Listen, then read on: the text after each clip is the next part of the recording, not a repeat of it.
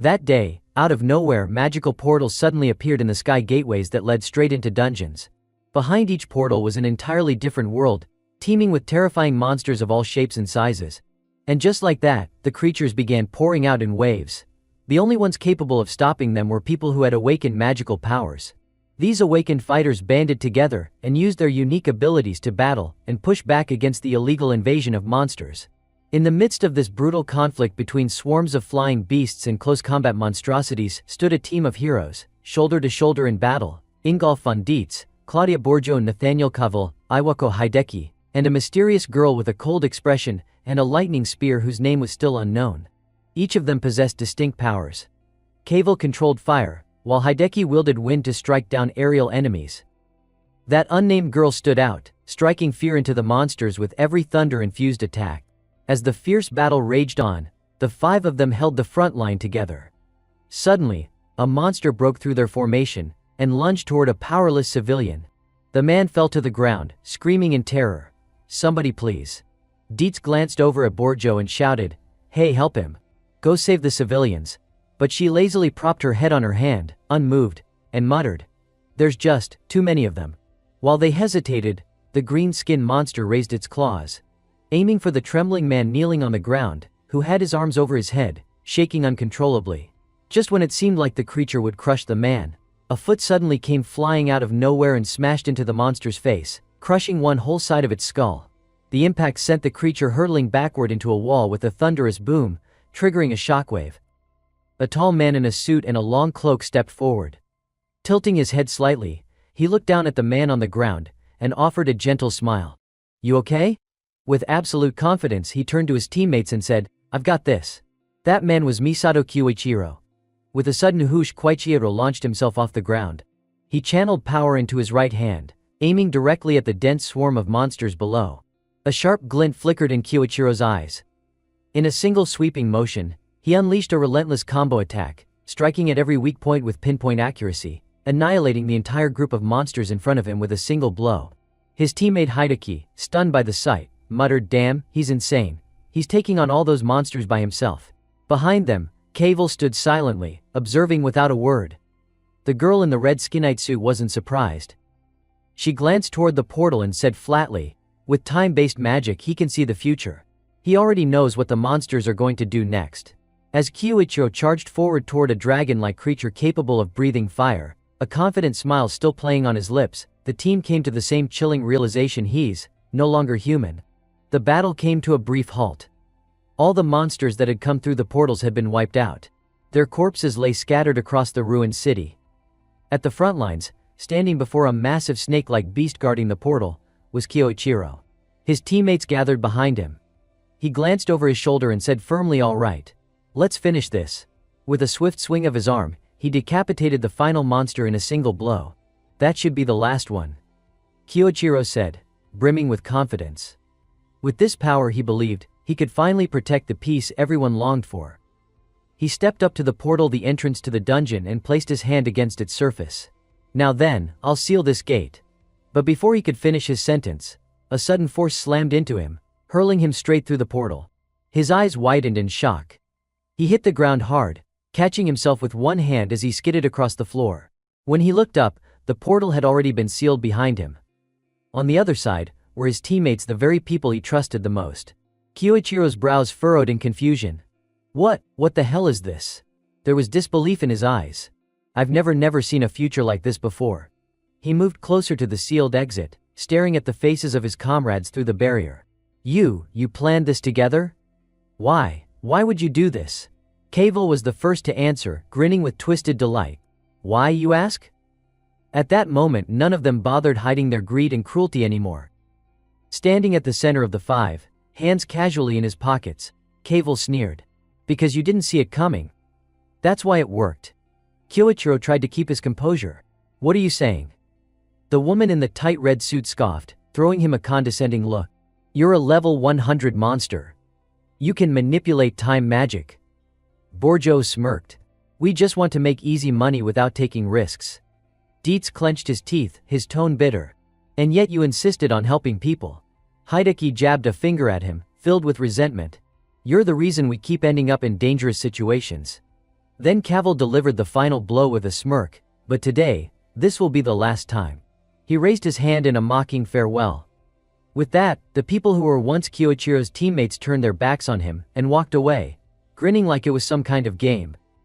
On the other side of the portal, Kyoichiro pounded desperately against the barrier, eyes locked on their fading silhouettes. Are you serious? Let me out of here. There was a hint of hope in his voice, but his heart was beginning to fracture. You betrayed me over this. He clenched his fists, his mind reeling with memories of when all 6 of them had fought side by side, laughing, united. As the leader of the Gold Hunters, I did everything I could to protect the world from monsters, and to protect all of you. He had always been the one charging into battle first.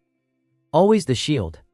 And yet, Kyoichiro gritted his teeth, slamming his fists over and over against the sealed portal. His eyes burned with fury. Why? But before he could even begin to process an answer, a monstrous growl came from behind.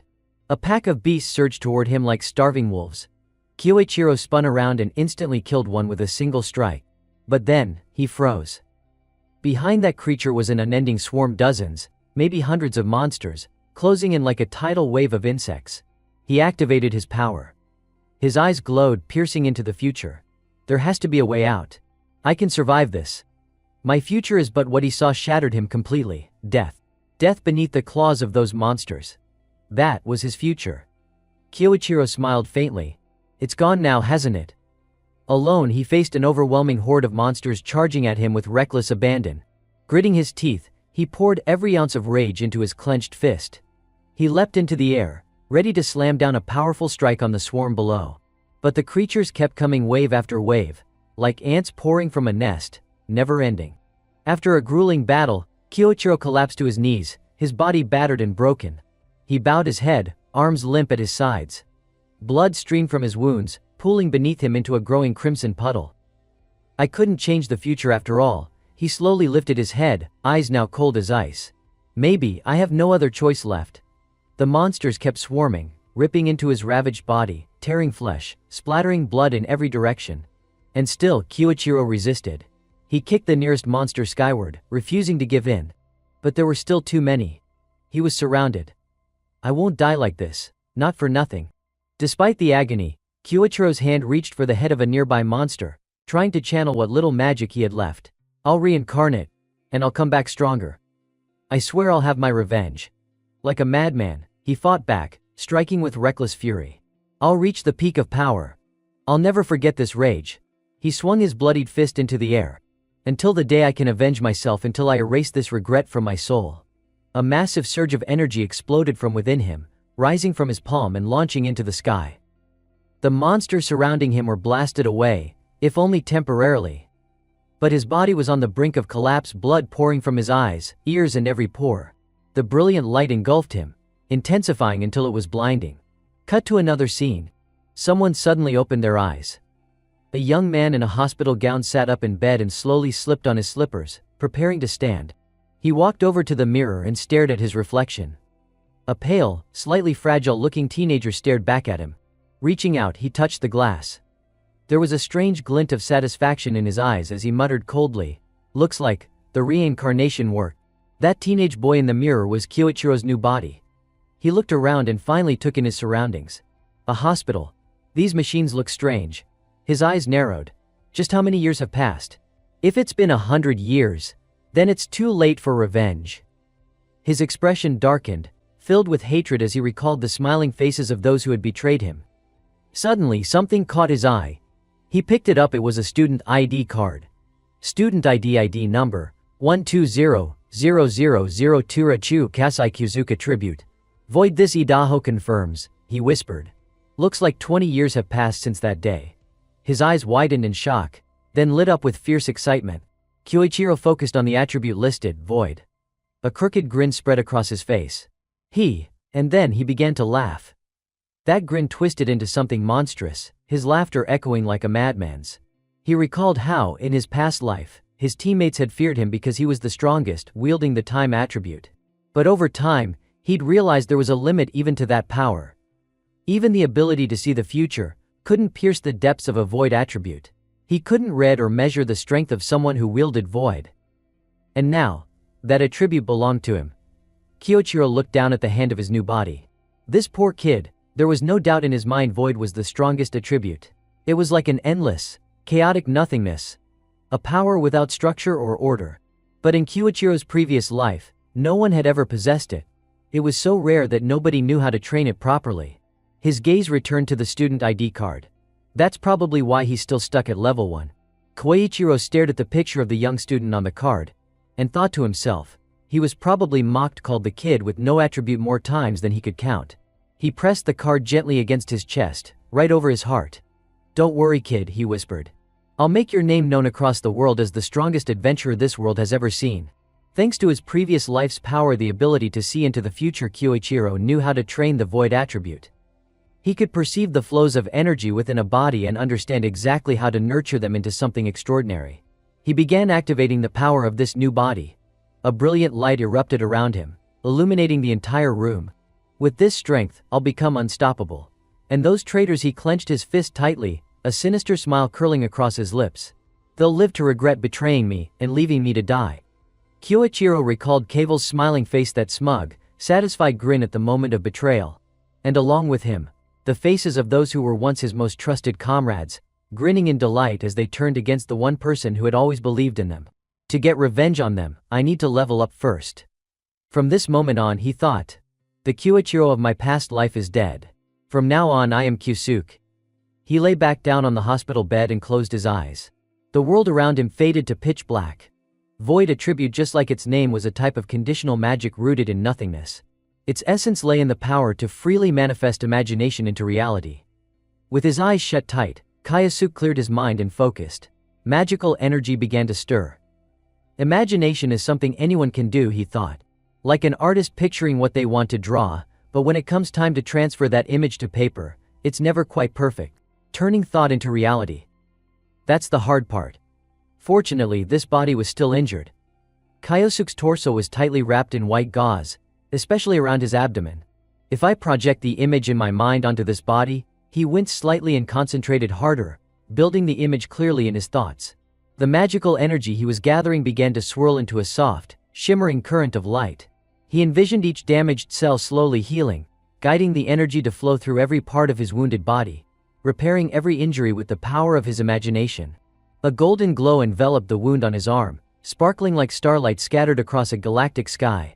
Before his eyes, the injury on Kyosuke's arm began to fade, completely restored without a trace. The magic energy slowly dissipated.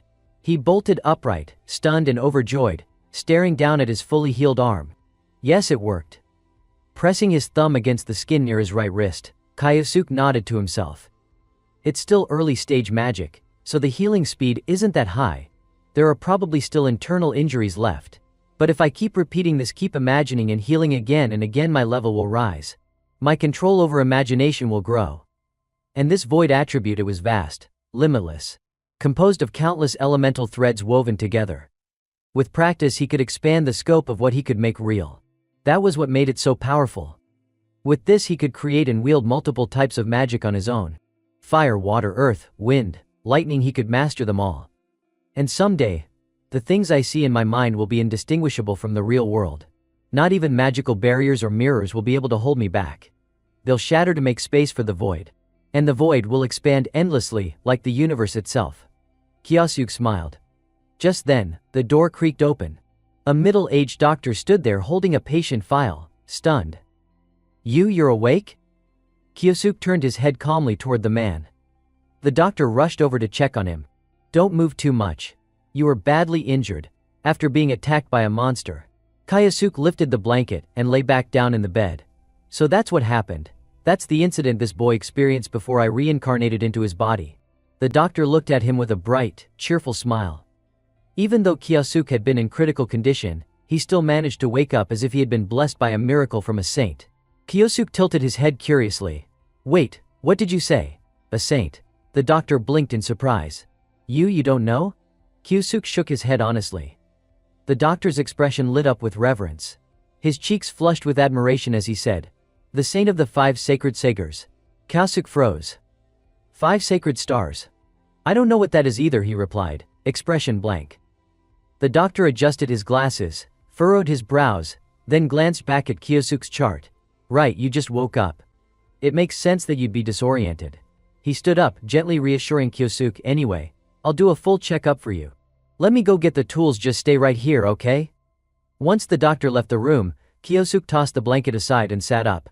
The Five Sacred Stars, could they be a rising noble family? Or maybe an adventurer faction that gained power in the past 20 years? He walked over to the table and picked up the remote lying beside it. Leveling up is still my priority, but I also need to get a solid grasp of the world's current state. He turned the TV on. A news broadcast echoed through the room. Today's special report: a look back at the dungeon catastrophe, Class 555, that occurred 20 years ago. Footage of that day played, monsters pouring onto city streets in an all-out disaster. Kyosuke narrowed his eyes.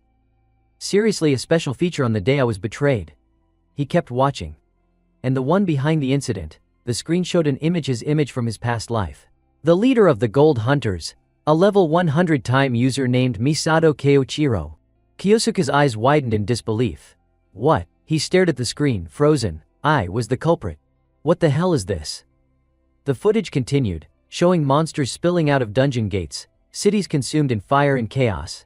He predicted the disaster, the anchor reported, but kept it to himself, planning to use the chaos to take over the world. The segment cut to the remaining members of the Gold Hunters. They stopped him, the voice declared, and became the legendary heroes known as the Five Sacred Stars. On screen, Kyosuke saw their faces, his former teammates. The same five who had betrayed him. The report showed them defeating Misato Keiichiro in a fierce battle and sealing the dungeon afterward. This miraculous event is remembered to this day. The Five Sacred Stars now lead the world in various domains. Kyosuke stood motionless in front of the screen, stunned. And later in this broadcast, we'll be joined by experts to discuss. Click. He turned off the TV. His reflection stared back at him on the blank screen. Kyosuke covered his mouth and began to laugh. It started quiet, but soon it twisted into manic laughter. His shoulders trembled with fury. Not only did they betray me, they smeared my name. They rewrote history. They sacrificed me. The image of his own bloodied face flashed through Kyosuke's mind, while they were showered with praise like celebrities, hailed as real heroes. They shamelessly took all the glory, basking in admiration from the entire world. Kyosuke's hand trembled with rage, still clutching the TV remote. I won't forgive them. I'll never forgive them. He clenched his teeth, jaw tight. His eyes were flooded with hatred. Every single one of them, I'll send them straight to hell. The hospital room fell silent. Kyosuke exhaled slowly, calming himself. He turned and walked toward the bedside table. But I need to be careful, I can't let them notice me too soon. He gently set the remote down. Then he reached for the phone on the table. Right, the teenager stared at the phone screen. Let's see what school this kid was attending. His lips curled into a smirk. The screen lit up. Just as I thought. Principal of Tokugo Adventurer Training Academy, Iwako Hideki. One of the Five Sacred Stars. Kyosuke gripped the phone tightly. Even just waking up, I already know where I've landed. That's some good luck. He sat back down on the edge of the bed, resting his chin on his hand and thought. But Iwako's a cautious one. He doesn't show weakness easily. His eyes drifted to the student ID card on the nightstand. It displayed his current identity and level. The level gap between us is still enormous. I can't beat him like this. Kyosuke dropped back onto the bed. He opened his palm, staring hard at it. There's nothing I can do at level 1. But I'll keep leveling up, and then I'll find him. He clenched his hand into a fist, eyes filled with resolve. Just wait, Iwako. You're first on my list. A few weeks later, sunlight streamed into the hospital room. Kyosuke stood in front of the mirror, twisting his torso, warming up his body. Perfect, he muttered. I can move without any issues now. He slipped on his jacket. Behind him, the doctor stared in disbelief. No way. You've fully recovered in just a few weeks. The man smiled with awe, thinking about the one he revered most. Could this truly be the saint's blessing? Kyosuke stood with his back turned, adjusting his tie in the mirror. His voice was cold. It wasn't that, he said flatly. Doctor, everything was thanks to my own power. Without another word, Kyosuke walked out of the room. He raised a hand casually. Thanks for taking care of me. The doctor called after him. Ah yes, of course. Take care out there. Outside the hospital, beneath a clear blue sky, Kyosuke stood tall. Alright, I've got the basics covered. He slipped his ID card into his pocket. This level will do for now. Time to warm up and hit the dungeon. A confident smile spread across his face. Sounds like a plan. Kyosuk recalled a conversation he'd had with the doctor back when he was still in the hospital. The man had sighed as he explained the background of his body. I remember what the doctor said. Apparently, Kyosuk's entire family died in an accident. Now, with both hands tucked into the pockets of his coat, Kyosuk walked alone along a wide city street. He spoke softly to the soul of the boy whose body he now inhabited. I do feel sorry for you, Kyosuk. Then he closed his eyes, thinking calmly. But for me this worked out perfectly. It means I can do whatever I want now. He took another step forward. Just across the street ahead of him was a large gate. Curious, he pulled out his phone and checked the map. So this is the place, huh? After scanning the area and taking in the details, Kyosuk pulled up his hood and adjusted the scarf covering his face. His eyes sharpened with determination. If I want to level up and grow stronger, this is where I start. He walked up to the gate security station and placed a card on the desk. But just as he did, the guard reached out, grabbed his wrist, and barked, "Hey kid." Kyosuk yanked his hand back, shooting the man a cold glare. What is it? The guard froze for a second under that icy stare. You're only level 27. He glanced at the idea, stunned. This area is restricted. Only adventurers who are level 30 or higher are allowed to form a party and enter. You're seriously thinking about going in alone? That's suicide. The man had reacted quickly out of genuine concern for Kyosuk's safety, but even as he tried to explain, he reached out again to hold Kyosuk back. Kyosuk remained completely calm. I get what you're saying. That may be true for most people. With that, he sharply brushed the man's hand aside. Then he raised his card up to eye level, letting the guard see it clearly. I'm a student at Tokigo Adventurer Training Academy, Kyosuk said flatly. As long as I sign the waiver, everything checks out, doesn't it? He had come fully prepared. I looked into this back when I was still in the hospital. He stared confidently at the guard. The man hesitated, clearly conflicted. Well, yeah, technically, that's true. But before the discussion could go any further, a voice rang out from behind Kyosuk. Alright, that's enough. Kyosuk's eyes widened. He turned to look over his shoulder. Across the street, standing near the base of a tree, were three figures watching him. One of them leaned against the tree and spoke with a cocky grin. Guys, just trying to help you. No need to act all tough. A second, with messy orange hair, laughed casually. They're just worried about you, newbie. The third gave Kyosuk a mocking stare. You're just a rookie, right? Best learn your place. Kyosuk didn't respond. He gave them a single glance, cold and unreadable. Then, without wasting another breath, he turned back to the security guard. I just need to sign here, right? Kyosuk pointed at the tablet screen on the desk. His voice remained calm. Focused. He wasn't here to make a scene. He was here to level up. Without waiting for a reply, Kyosuk picked up the pen and confidently signed his name beneath the words I agree glowing on the screen. The security guard still tried to stop him. Wait. But Kyosuk didn't care. He finished signing, dropped the pen back onto the table, and turned to walk away, cold and composed, leaving the guard behind with a worried expression. Well, guess it's official now. He headed toward the gate alone. As he walked off, he casually raised a hand in the air, waving without turning back. Anyway, thanks for your concern. I appreciate it. The guard, watching him walk away, quickly turned toward the three people still gathered by the tree nearby. Hey you three. Sorry, but could you keep an eye on that kid? The guy really was too kind for his own good. He explained to the trio, letting someone go in there alone at his level is basically sending him to his death. The shortest one with a split fringe scowled in annoyance. Huh? He stepped forward, getting heated. And why exactly should we do that for him? But before he could finish ranting, the purple-haired guy with glasses who had been quiet this whole time smiled and clapped his teammate on the shoulder. Actually, this might work out in our favor. The one with glasses continued, his voice low and scheming. No one's watching him, right? His two teammates blinked, surprised by the sudden shift in tone. The bespectacled one gave them both a devilish grin, his eyes gleaming. Even if something happens, no one would care. The three immediately caught the vibe. Their lips curled into smug, wicked grins, and they took off running toward the gate, laughing with twisted glee. A little brat trying to act all tough. He's 100 years too early to mess with us. The kind-hearted guard, still unaware that he'd asked the worst possible people for help, waved them off gratefully. Sorry to trouble you. I'm counting on you guys. The three of them entered the gate after Kyosuk. On the other side was a long, torchlit tunnel. But as they scanned the seemingly endless corridor, there was no sign of the boy anywhere. Glasses guy chuckled. "All right, you know the drill." Orange hair nodded, smirking. "We kill the kid, then blame the monsters." They remembered clearly the last person they'd slaughtered in a dungeon like this. The guy's body was wrecked. Blood splattered across the walls and floor. Meanwhile, they'd just stood around with hands in their pockets, admiring the scene they'd created. "Thanks to these dumbasses," one of them had said back then, "our wallets just keep getting fatter." Their method was simple: find solo adventurers in the dungeon, kill them, and steal everything: money, gems, valuables. No one ever questioned it. Buzzing with excitement at the thought of another easy payday, the trio bolted deeper into the tunnel. 10 minutes passed.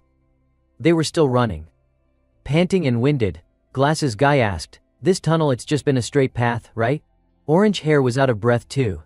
"Yeah, but we still haven't caught up to him." Then, suddenly they stopped. Orange hair pointed ahead.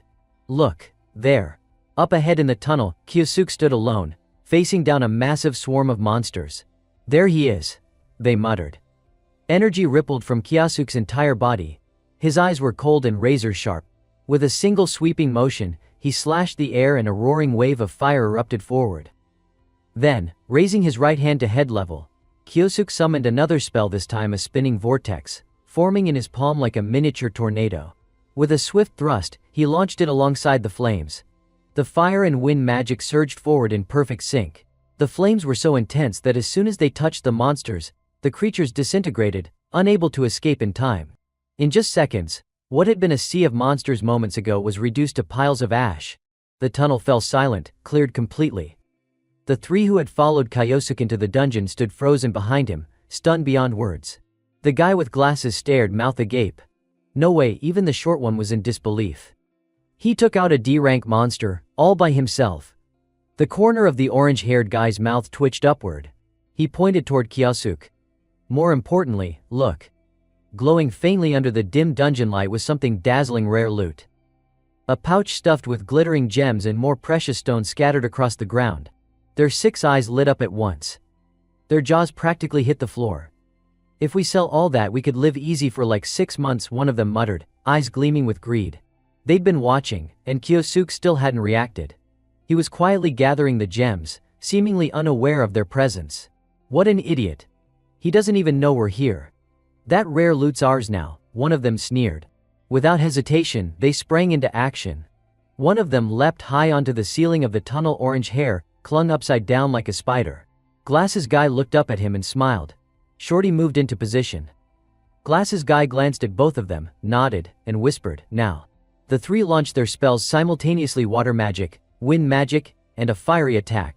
Their goal was clear. Kill him. Kyosuke, still crouched among the loot, yanked down his mask and snarled, "Son of a," he stood up sharply, fury flashing in his eyes. "You think that was slick? You really thought that would work?" A swirl of magic shimmered around him. As their attacks came in fast, Kyosuke moved faster, slipping between the slicing wind and surging water like he was dancing. "Doesn't matter the era," he muttered coldly, his voice low and scornful.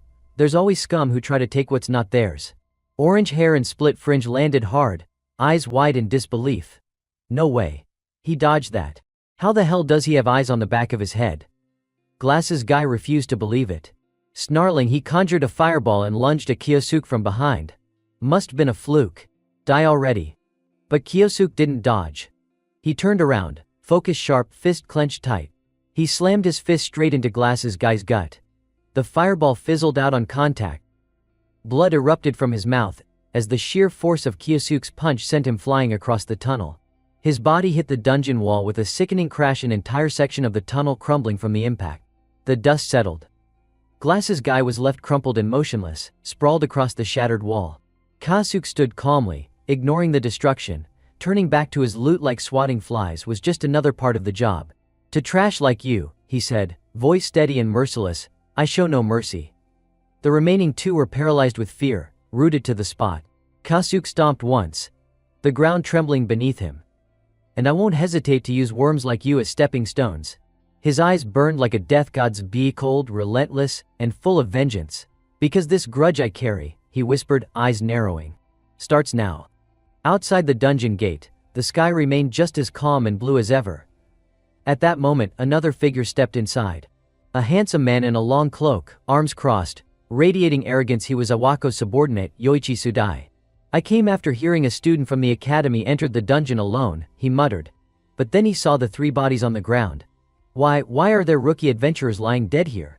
His brow furrowed. What the hell happened? Scene shift. Night had fallen over the city, but in a high-rise apartment with lights still on. Kyosuke sat quietly in his room. He stared down at his ID card, turning it over in his hand. In that D-rank dungeon I managed to level up and test out void magic. His eyes focused on a specific detail, his new magic. Information concealment. A sinister smile curled across his lips. I can fake my level, and even erase my dungeon entry record. That'll come in handy.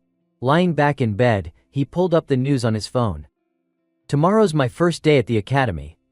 A notification caught his eye, an incident from the day before. Pay up, you useless magicless freak. Kyosuke scowled. So that's what that was. The next morning students made their way to school. Kyosuke walked alone, backpack slung over one shoulder until someone called out to him. Kyosuke. He turned. A cheerful girl with an energetic smile waved excitedly at him. Asahi Karin, his classmate. Good morning. Are you feeling better now? He gave a polite nod. Thanks, I'm fine. She let out a sigh of relief, visibly reassured. Phew, I was really worried about you. Kyosuke's eyes softened a little. So there is someone who cares about him after all. But their exchange was cut short by a snide voice. Well. Look who's back, the magicless loser who barely survived. Kyosuke turned to see 3 guys approaching, one with red hair, one green, and one blue, all smirking with disdain. I had to protect your weak little level 1 ass, the ringleader sneered. Don't you think I deserve some sort of reward for that? He leaned in arrogantly. You brought it, right?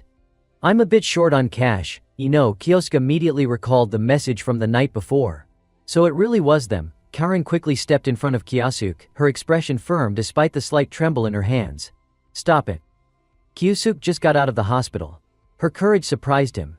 He noticed the way her hand tightly gripped the strap of her bag, trembling slightly. He gently stepped forward, placing himself between her and the bullies. Thanks, he said quietly. But I've got this. The 2 guys behind the leader burst out laughing. Dude, do you hear that? The little 0 attribute shrimp's acting tough. The red-haired leader cracked his knuckles, looking down on Kyosuke. Let me remind you of something. You're a worthless nobody. You can't even use magic. Kyosuke looked straight into his eyes. You're the ones who need to be reminded of your place. The laughter stopped. Their smirks faded as confusion crept into their faces. Huh? Kyosuke, standing tall in front of the same bastards who used to torment the old Kyosuke, whispered inwardly, unlike scum like you, rest easy, kid. I'll make your name echo across the world as the strongest adventurer alive. Kyosuke raised his hand. I'm someone who keeps his promises. His calm confidence made the red-haired bully snap. Furious, the guy conjured a fireball above his head and screamed. What the hell are you even talking about? Karen's eyes widened in panic. You can't. Using magic outside the dungeon is against school rules. But the bully didn't care. Shut up. That trash with no attribute is the one who's wrong. He dared to stand up to me. He hurled the fireball straight at Kyosuke. But Kyosuke didn't flinch. His brow furrowed slightly, and he calmly raised his own hand, conjuring a fireball of his own, one that was 3 times the size. With a sharp flick of his wrist, he launched it forward. The 2 spells collided in midair, boom, scattering embers everywhere like fireworks. The 2 lackeys behind the red-haired guy froze, jaws dropping. No way. That's the same spell. How the hell can he use it? Even the ringleader was stunned. What is this? Kyosuke's voice was cold and flat. That's it? That one line hit harder than any punch. The bully's face twisted in humiliation. You bastard, losing it completely, he barked at his friends. What are you 2 doing? Help me take him down. The 2 thugs quickly sprang into action, casting their own spells, wind and water, just like the 2 losers in the dungeon before. But Kyosuke didn't even put his backpack down.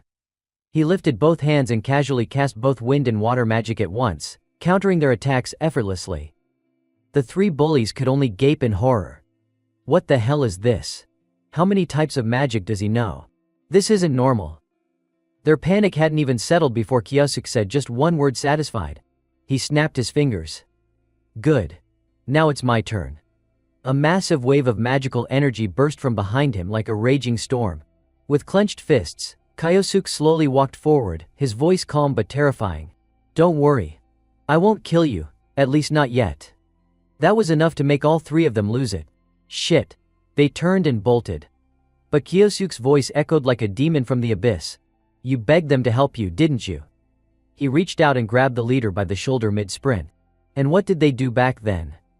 His eyes were void of emotion, cold and unfeeling like a machine made to destroy. You know what? I don't even need your answer. He gripped the guy's face, squeezing hard. Sweat poured down the bully's face as he struggled to pry Kyosuke's hand off, but it wouldn't budge.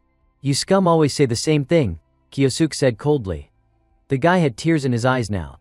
And that's why, no matter what you say, I won't stop this fist. Kyosuke's eyes narrowed, filled with nothing but hatred. His fist, powered by a swirling blend of multiple elemental forces, slammed into the bully's face. Crack! The guy was instantly knocked out cold, blood spraying from his nose as his limp body collapsed to the ground. The bully's body shot through the air like a missile before crashing down hard, skidding along the pavement until it finally came to a smoking stop. He lay sprawled out on the street, arms and legs wide open, completely motionless. Karen stood frozen in shock, both hands covering her mouth. Asai, Kyosuke, the two lackeys scrambled to pick up their unconscious leader, their faces pale with fear. From this moment on, no one would dare underestimate Kyosuke ever again. A sly, wicked grin spread across Kyosuke's face. Let's walk this road together, he said quietly. The road to becoming the world's strongest adventurer. Apologies echoed through the school grounds. We're sorry. We're really sorry. The two lackeys were practically dragging their unconscious leader along. Please. We said we're sorry, okay? Once they were far enough away, the leader clenched his teeth, muttering under his breath in frustration, damn it, he's completely different since he got out of the hospital. Kyosuke closed his eyes and muttered softly. In the end, there's really nothing special about him. Karen peeked at him in confusion, unsure of what he meant. The two walked side by side down the hallway. All around them, classmates watched with uneasy eyes, whispers and side glances filled the air. But no one said a word to them.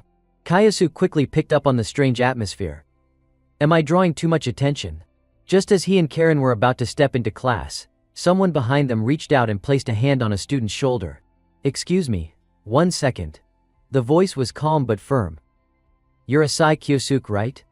Kyosuke turned to look. A cool-looking guy with sharp features and a reserved expression tilted his head politely. Do you have a moment to talk? Kyosuke eyed him suspiciously. Who is this guy? He's got that noble air about him. Ugh, headache. Should I just ignore him? Still unsure, Kyosuke gave a sheepish smile and raised a hand, trying to excuse himself. Sorry, class is about to start, but the guy cut him off smoothly. Ah, that's right. I haven't introduced myself yet. He straightened up confidently in the middle of the hallway. My name is Yoichi Tsudai, leader of Cat Biter. Karen froze in surprise. Cat Biter. Kyosuke's face went cold. That's the group formed by Principal Iwako. His hand, already on the classroom door, paused mid-motion. Tsudai continued, voice low and ominous. I'll ask again, Asai. He smiled, but it was anything but friendly. Would you mind giving me just a moment of your time? Kyosuke stayed silent. Then he slowly turned around and offered a polite smile. Well, I guess I don't have much of a choice, do I? Scene shift, an empty classroom. Tsudai leaned against the teacher's desk, tone serious. I'll get straight to the point. Were you the one who took out those adventurers found in the D-rank dungeon last night? Kyosuke stared at him blankly, feigning ignorance. I don't know what you're talking about. But inside his mind was racing. That info should have been classified. How does he know? His eyes sharpened as he looked at Tsudai. Tsudai kept going unfazed. I was informed that a student had entered the dungeon alone. I went to investigate. He paused, gaze hard. What I found were the corpses of a notorious group known for preying on rookies. And more than that, Tsudai's tone darkened. This morning you used multi-elemental magic in public, didn't you? Kyosuke laughed inwardly. So he doesn't actually know the full extent of my magic yet. But Tsudai wasn't letting up. He pointed directly at Kyosuke. So I'll ask again, tell me the truth. Was it you who took them down? Kyosuke turned to dig through his pocket.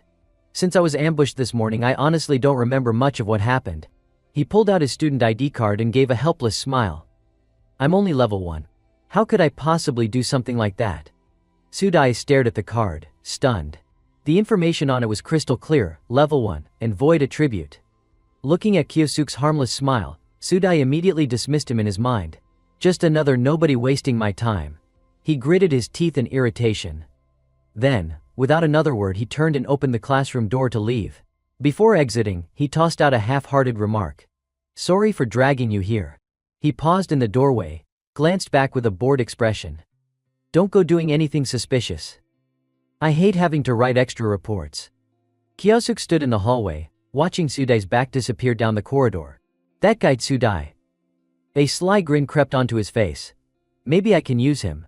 He's close to Iwako, and I can approach him without raising suspicion.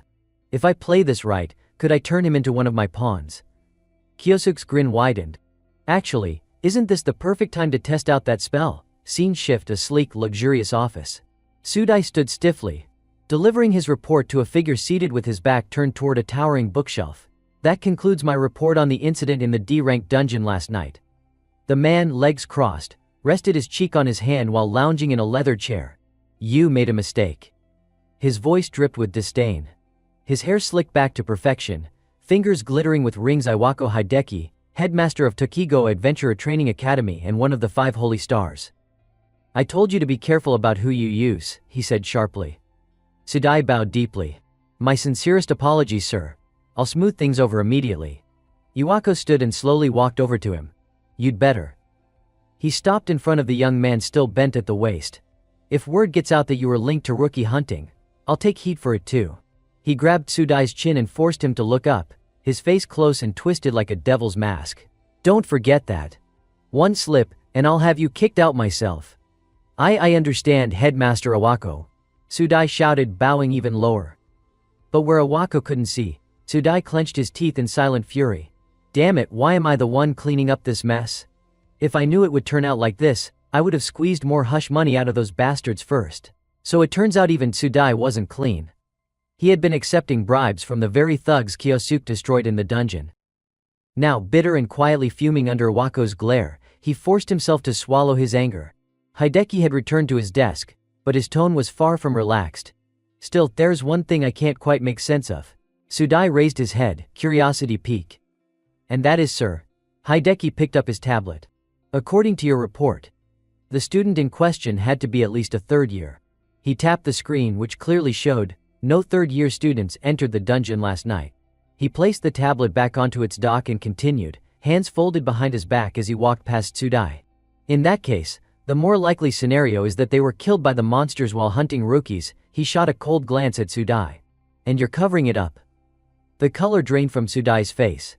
Hideki moved to the window, folding his hands behind his back again, staring out at the peaceful blue sky. Rather than believe that one of my students defeated a team of rookie hunting criminals alone, this is simply the more realistic conclusion. Sudai's breath hitched. I see, so that's how it is. Without turning around, Hideki replied, exactly. Unless, of course, something extremely unusual happened. Sudai's eyes widened at that. Unusual, could it be? He suddenly remembered something. Kyosuke student ID, void attribute, level 1. A surge of anxiety mixed with realization crept into his voice. Headmaster Iwako, is there any chance this could be related to a special attribute? Hideki stroked his chin thoughtfully. A special attribute, that is a possibility. Hearing that, Sudai's lips curled upward into a wicked grin. He placed a hand on his chest confidently. Headmaster Iwako, please allow me to handle this matter personally. Once again, his sights had turned toward our main character, Kyosuke. Sudai narrowed his eyes, his voice oozing malice, as he made his declaration, I'll take care of this permanently. On the stone wall, a torch blazed fiercely, scattering glowing red embers into the air. A group of young men in matching uniforms unleashed a surge of energy in the same direction. One of them shouted in a rush, I saw it. It's heading that way. The creature, a berserk monkey, suddenly swelled in size. It let out a terrifying roar, its blood-red eyes burning with rage, as if ready to devour everything in sight. At that moment, one of the students focused a whirlpool of energy into the center of his palm, forming a spiraling vortex of raw power. He hurled it straight at the frenzied beast, striking it dead on and making it shriek in agony. The students recoiled, eyes wide in fear as they watched the raging monkey collapse in front of them, cold sweat dripping from their faces. It was Sudai who had landed the final blow. He raised his voice sternly, commanding students, do not break formation. Everyone stared in awe at the monster's twitching body. Murmurs of admiration rippled through the group. Yoichi's incredible. Well, of course he was personally chosen by Headmaster Iwako. I'm seriously thinking of joining Cat Fang now. Sudai stood quietly for a moment, looking over the pile of fallen monsters with a calm expression. That's it, he said softly. I've cleared the area. Great job, Yoichi. The students chorused behind him. Without responding, Sudai turned and walked away, giving one final order. I'll leave the rest to you guys. Understood. As he walked, Sudai muttered to himself, now, time for the real reason I came here. He slipped one hand inside his coat and pulled out a small chain with a strange, arcane surface. Holding it carefully in his palm, he whispered, reveal Asai Kyosuke's location. The moment the words left his mouth, he flung the chain forward and channeled a swirl of green energy into it. The chain tightened and shot out rapidly, pulling taut with force. Sudai gripped the tail end firmly and felt it tug sharply, as if drawn by an unseen force. Just as I thought, he's far from the other students. Receiving the direction, Sudai began briskly walking, following the pull of the enchanted chain. I don't know what that guy's up to, but this actually works in my favor. His thoughts grew darker with each step, his lips curling into a twisted smile. If it goes the way I expect, no one will question how he died. Just a tragic accident, I just happened to find Asai by chance. Stuff like that happens all the time in dungeons, he reasoned, grinning slyly to himself. Something then flashed through his mind. He paused, deep in thought. First the incident with the rookie hunters, then the string of strange events since he was discharged from the hospital. He remembered the image from earlier watching everything from above. And one moment in particular stood out. But most of all, Sudai's expression darkened as he recalled the scene in the classroom. What they said back there, I need to know more about it. Back then, he had asked the question in a tone of utter disbelief, is that really true? Kneeling before him was a group of battered students, one of them with his face wrapped in bandages. A red-haired boy quickly chimed in, desperation in his voice, it's true. I swear. That attribute-less freak, he attacked us using the exact same magic we were using. Another, a blonde, seemed to be recalling something terrifying. His voice trembled.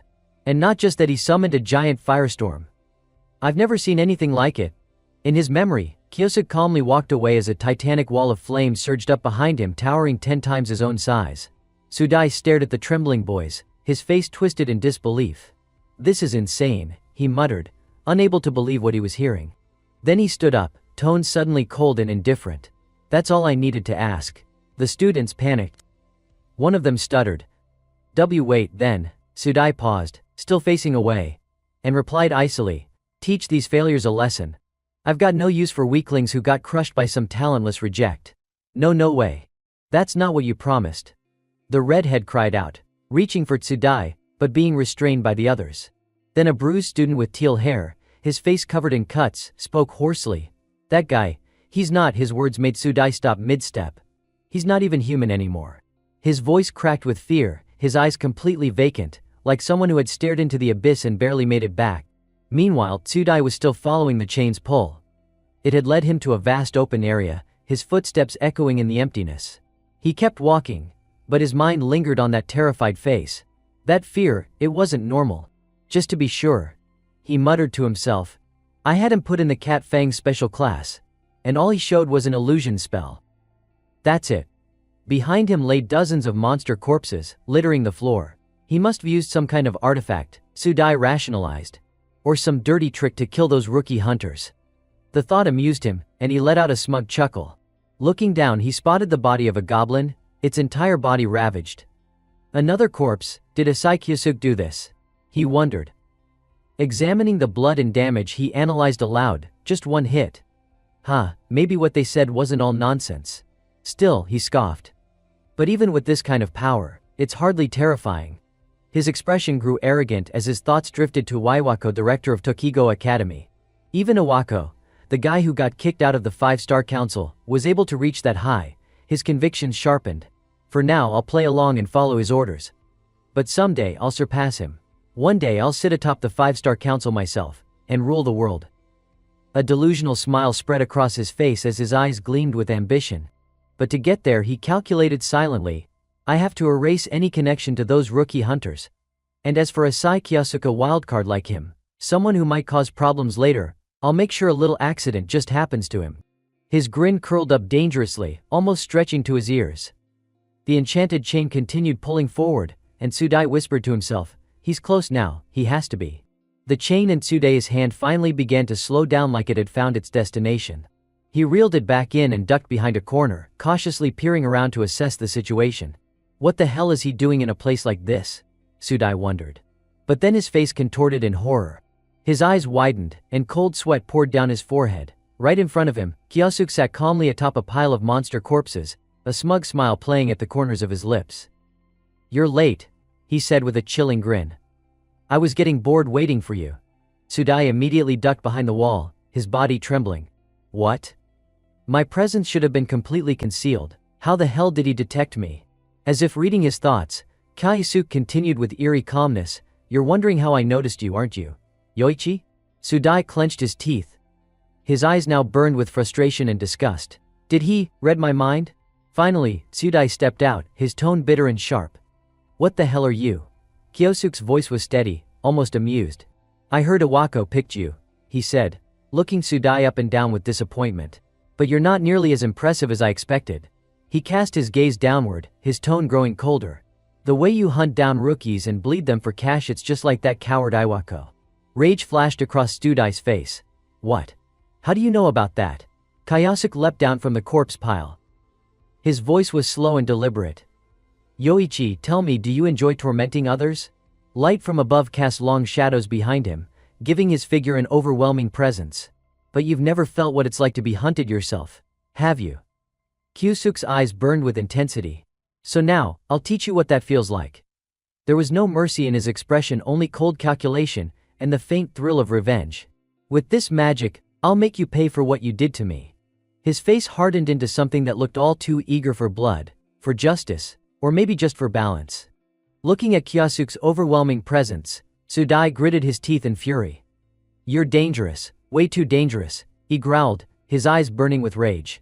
But even as the words left his mouth, he summoned his weapon, a gleaming golden sword that radiated a strange, almost divine energy. "For the sake of my ambition," he declared. With a sharp step forward, Sudai launched himself at Kyosuke, slashing with lethal intent. "I'll defeat you right here, no matter what it takes." Kyosuke, calm as ever, casually sidestepped the attack, both hands still resting in his pockets. His body language showed no urgency, only effortless ease. As he raised a hand, a surge of power gathered in his palm. His voice was laced with mockery. "Is that all you've got? That's your so-called real power?" He hurled a massive blaze of fire so large it looked like it could swallow the entire battlefield. Sudai swung his glowing sword with confidence, sneering, "You think that's enough to beat me?" But before the words had fully left his lips, a bolt of strange, blue lightning came crashing down from above. Acting on pure instinct, Sudai raised his sword to block it just in time. Chunks of stone broke loose under his feet. But instead of falling, the shattered pieces were surrounded by a yellow aura and began floating ominously in the air. They hovered for only a second before launching themselves at him like projectiles. Sudai tightened his grip, planting his feet and shifting into a combat stance, his expression fierce. "Damn it, he really can use multi-element magic," he muttered. "What even is that void attribute of his?" Before he could finish the thought, Kyosuke vanished only to reappear behind him in an instant, eyes razor-sharp. Sudai sensed something and spun around just in time, barely managing to block Kyosuke's strike. "Damn you, you're always in the way of my plans," he spat through clenched teeth. The clash sent both of them skidding backward, tearing long grooves into the earth as they struggled to stay on their feet. Kyosuke remained cool, his voice flat. "Your plans, huh?" Sudai straightened himself, face filled with pride. "That's right. One day, I'll surpass Iwako." He laughed with unchecked arrogance. "I'll replace him and take my place among the 5 holy stars." Kyosuke's eyes narrowed, tone sharpened by suspicion. "Why Iwako? Why him of all people?" "There are others in the 5 holy stars," Kyosuke added. Sudai gave a smirk, answering slowly and with measured disdain. "Because he was the weakest of them." His grin widened, eyes gleaming with malice.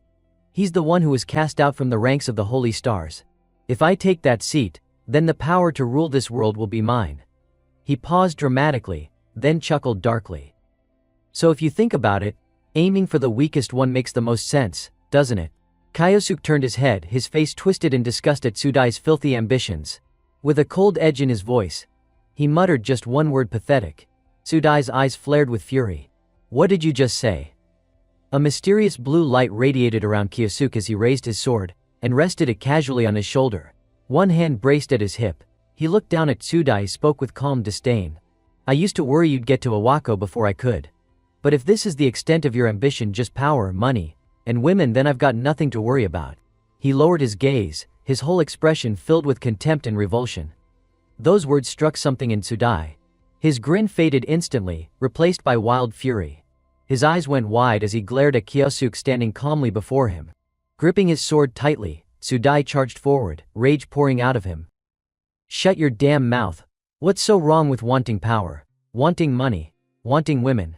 He slashed furiously, yelling louder with each swing. Strength that lets you crush others, walk over them without consequence, that's the kind of strength I want. With each strike, his twisted obsession became more apparent. And then his lips curled into a deranged smile. If I become one of the 5 holy stars, I can have anything I want. And once I reach that seat, his voice lowered to something vile and grotesque. I'll uncover the saintess's weakness. And then I'll make that woman mine. His words were sick, his thoughts poisonous enough to make any decent soul recoil. But Kyosuke didn't flinch. As they clashed blades again, he answered flatly. Sounds like nothing you say is worth listening to. It's time to end this. With that, Kyosuke swung his sword in one powerful arc, sending Sudai flying backward. Sudai hit the ground hard, looking up at the fractured remains of his blade. Panic set in. My sword, no way. Kyosuke, emotionless, tossed his own sword aside. Thanks to all that useless garbage you just said. I've finally finished preparing my spell. Sudai's eyes went wide with terror. No, stay away from me. Kyosuke stepped forward, dark eyes gleaming with deadly focus. Let's see how well you squirm now. Then, with a low voice that carried the weight of finality, he invoked absolute hypnosis. The moment the spell was cast, Sudai, who had been thrashing violently, suddenly froze. His entire face went blank and lifeless. Then, like a toppled statue, his body collapsed to the ground with a loud thud. Kyosuke looked down at him in silence, his mind calmly analyzing the situation. This spell only works after the caster completely breaks the target's will. But once it takes effect, he spoke aloud, voice steady, get up. Slowly. Each of Sudai's fingers began to move. It was as if some invisible force was lifting his body, although it remained stiff as a wooden doll. His head tilted slightly as he responded in a hollow, robotic voice, yes sir. I am now standing. Kyosuke let out a subtle smirk. Looks like it worked. He gave his next command, voice low and deliberate for now. Just focus on completing your current mission. I'll give further orders later. Sudai responded, his tone oddly warped and glitchy. Understood. I understand. As if something about the state made him uncomfortable, Kyosuke followed up with drop the act. Speak normally. The moment he gave that order, a faint light flickered in Sudai's eyes like something had snapped back into place. His expression returned to something close to normal. And his voice came out steady. I'll go back and take charge of the group. Kyosuke stood there watching Sudai slowly walk away. His expression was unreadable, but his eyes gleamed with quiet satisfaction. Then, almost without realizing, he smiled just faintly, his gaze sharpening with a glint of cunning delight. At that moment, stepping out from the shadows, Kyosuke was met with a sweet, concerned voice. Kyosuke. Where have you been? Karin came running over, worry written all over her face. I was really starting to get scared. Kyosuke offered her a sheepish smile, the hint of apology in his tone. Ah, sorry about that, I was just having a quick chat with Yoichi. Karin looked surprised. With Yoichi? What were you two talking about? Kyosuke replied calmly, almost too casually. Oh, just how to turn dreams into reality. Karin smiled warmly. Did he give you any good advice? In his mind, Kyosuke flashed back to Sudai's lifeless stare under hypnosis. The thought amused him more than he expected, but his expression remained calm and collected. Yeah, he said with a chuckle. He gave me something very helpful. Thanks to him, one of my dreams will definitely come true. I hope it comes true soon, Kyosuke, Karin said cheerfully. He replied softly, yeah, me too. Suddenly, a voice called out in the distance, the special class is about to end. All students, gather immediately. Karin turned toward the source of the announcement and nudged him. Let's go, Kyosuke will be left behind. As she ran ahead, Kyosuke watched her back thoughtfully. I'm really glad I joined this class, he mused. Because now, I finally have a pawn close to Iwako, one he'll never suspect. A subtle smile crept across his face, one of quiet satisfaction. barely noticeable, but unmistakably smug. At the Tokigo Academy's principal's office, Hideki sat leisurely in his plush executive chair. Spinning it slightly, he glanced irritably at the man before him and asked, "Well? Any progress on the trainee hunter incident?" Sudai bowed respectfully and handed over a thick file. "Yes, sir. As expected, there's a student with a unique ability involved in the matter." Inside the folder was a familiar student profile. The Idaho photo clipped to it was instantly recognizable. The student's name is Asai Kusuke, a first year with a void attribute. Sudai reported with utmost seriousness, "I've already detained him at the usual location and conducted an interrogation." He admitted to using multi-elemental magic to defeat the trainee hunters. Hideki suddenly froze. His gaze narrowed as he questioned with suspicion, "Multi-elemental magic? What are you talking about?" Just as Tsuze predicted, Hideki's reaction confirmed the information had shaken him.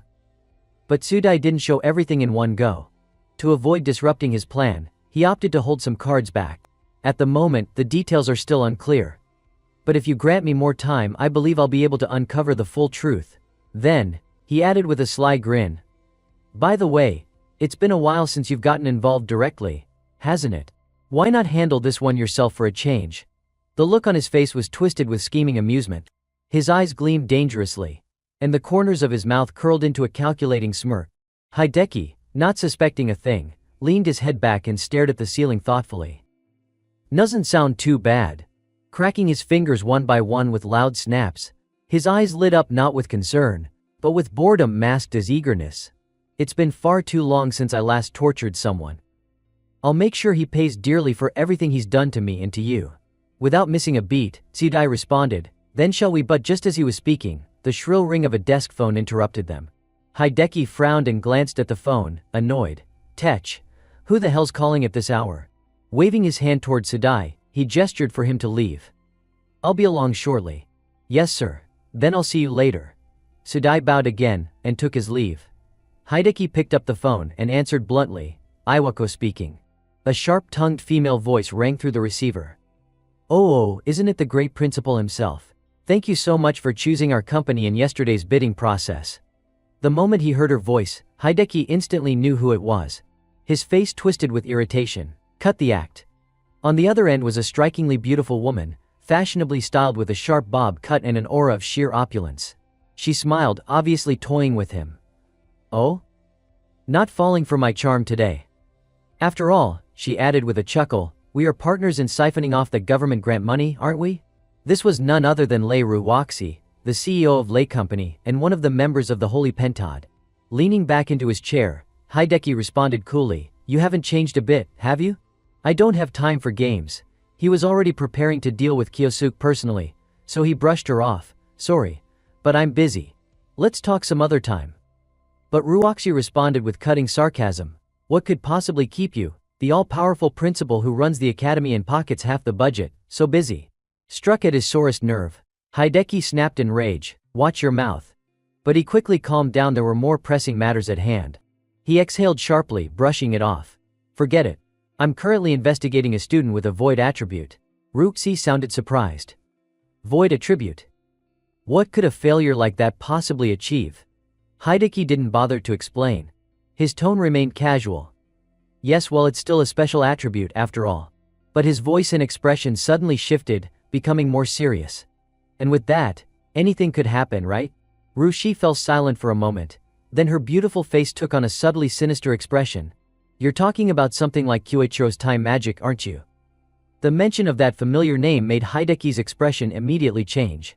His grip tightened on the phone, eyes filled with deep-seated hatred. "Don't mention that name," he shouted into the receiver.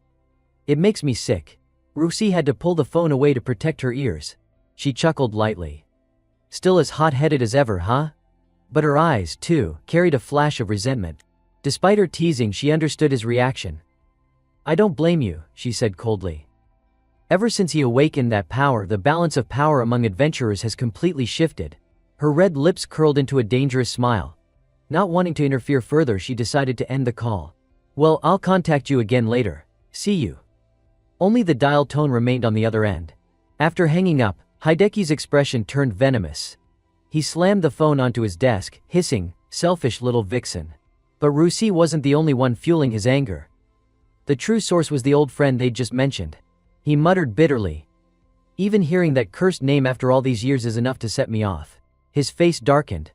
Behind his eyes, some sinister calculation was brewing. Which means now's the perfect time to unleash all this rage. Sometime later, just as Tsudai had suggested, Hideki decided to go investigate this first-year void student personally. He made his way deep into the forest, heading toward the old factory just a few steps ahead. As he approached the door, his thoughts drifted. Now then, how should I torture him? Waterboarding. Pulling out fingernails. One after another, gruesome punishments flashed through his mind. He spotted the lock on the door and used his fingerprint to activate it. A twisted grin spread across his face. The anticipation of indulging in his sadistic hobby sent a shiver of excitement through him. I'll take out all the fury I couldn't unleash on Kyoichio, on you instead. The door unlocked with a satisfying beep. He smirked. Good, it's open. He pulled the door open and stepped in. Sorry to keep you waiting, Tsudai. But the factory was empty. There wasn't a single soul in sight. No Tsudai. Nothing but discarded equipment and old machinery. Hideki froze in confusion. What is this? There's no one here. While Hideki was momentarily distracted, Tsudai raised his sword and launched a surprise attack from behind. But just as the blade was about to strike, Hideki sensed it. He turned slightly, eyes widening in shock. Yet with his profound strength, he didn't even need to fully turn his head. With just 2 fingers, he caught the glowing blade mid-swing effortlessly. His face darkened, fury rising from betrayal. You really underestimated me, didn't you? He growled, eyes cold. It must be that arrogance, the kind you got from being praised too much, right, Tsudai? Panic flickered in Tsudai's eyes. His carefully laid plan was unraveling before his very eyes. Hideki's rage erupted.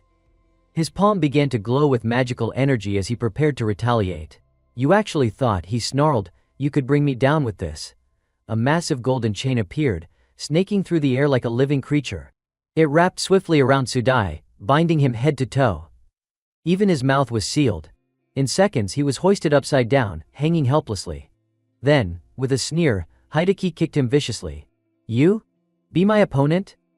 Never. Tsudai, still bound, could only let out muffled gasps as he was sent flying across the floor, unable even to scream from the pain. Hideki strode toward him, voice full of disdain. You picked the wrong enemy, you worthless traitor.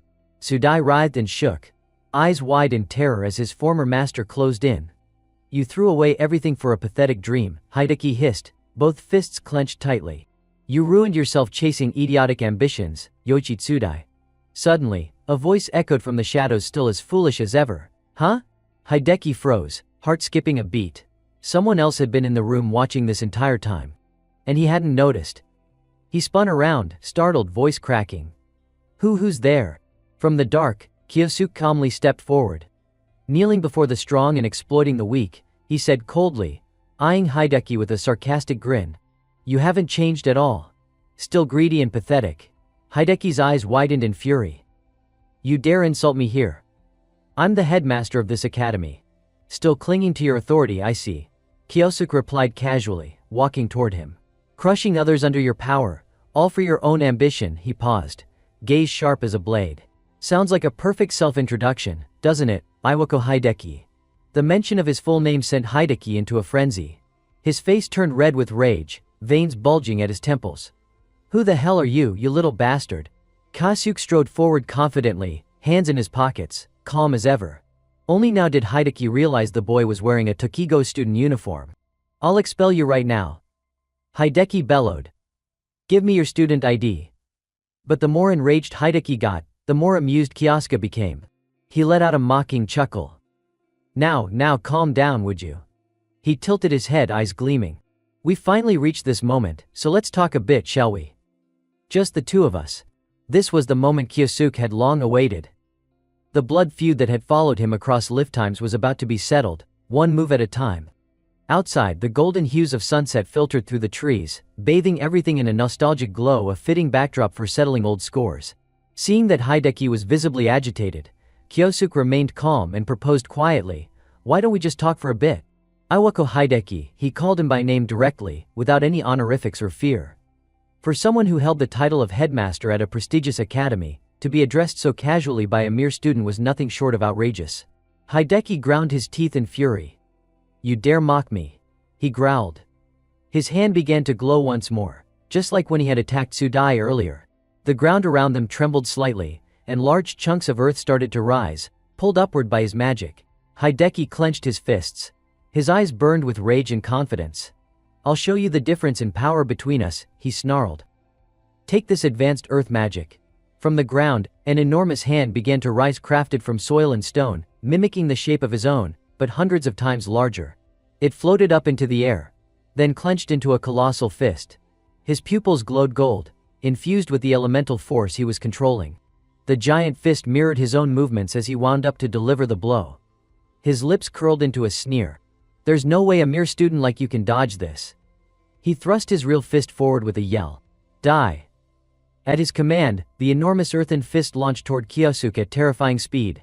But even as the ground quaked and the air howled from the force, Kyosuke stood still, calm, unflinching, hands in his pockets watching it approach. A thunderous impact erupted. The earth shattered. Stones flew everywhere. Dust blanketed the area in thick clouds. Hideki threw his head back and laughed triumphantly. This is the price you pay for standing against me, you pathetic little student. Through the haze, the factory's silhouette emerged, half collapsed, the ground fractured under the weight of the attack. No sign of Kyosuke remained in sight. With that level of power, no ordinary student could have survived intact, let alone unscathed. Hideki chuckled with pride. Oops, maybe I overdid it, guess I'll need to find a new place to torture him. He shrugged. I still don't even know who you are, but I suppose I'll stick around long enough to watch you die. The earlier explosion had covered his face in dirt, so he reached into his inner pocket to grab a handkerchief. As he wiped the mud from his face, he leisurely made his way toward the wreckage of the factory, muttering in annoyance. What a damn nuisance, but then, he stopped. His eyes widened in disbelief. As the dust finally settled, a single figure stood at the exact spot where the massive blow had landed, completely untouched, as if nothing had ever happened. Kyosuke remained at the center of the destruction, completely unharmed. What? Hideki gasped. Kyosuke began walking toward him, step by step.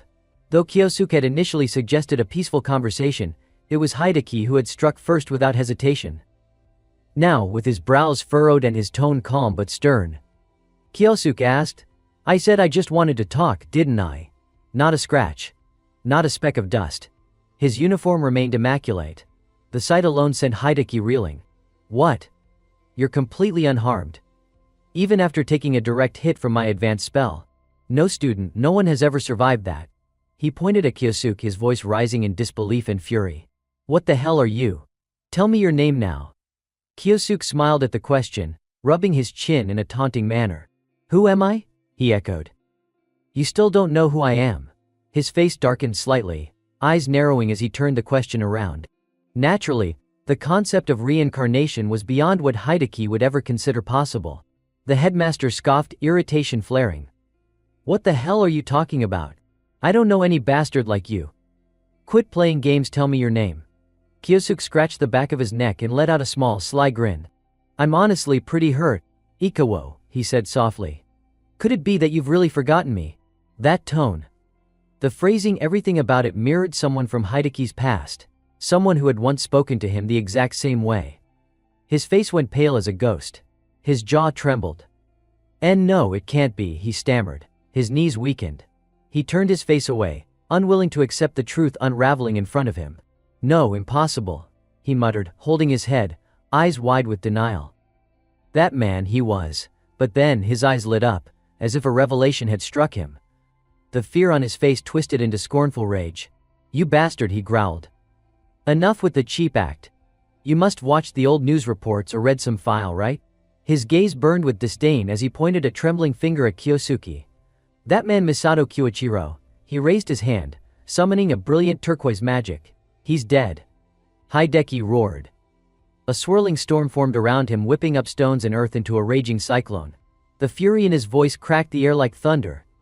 Kyosuke closed his eyes, taking a calm breath as he looked at his former friend. You've always been like this, he said quietly, stepping forward through the dust.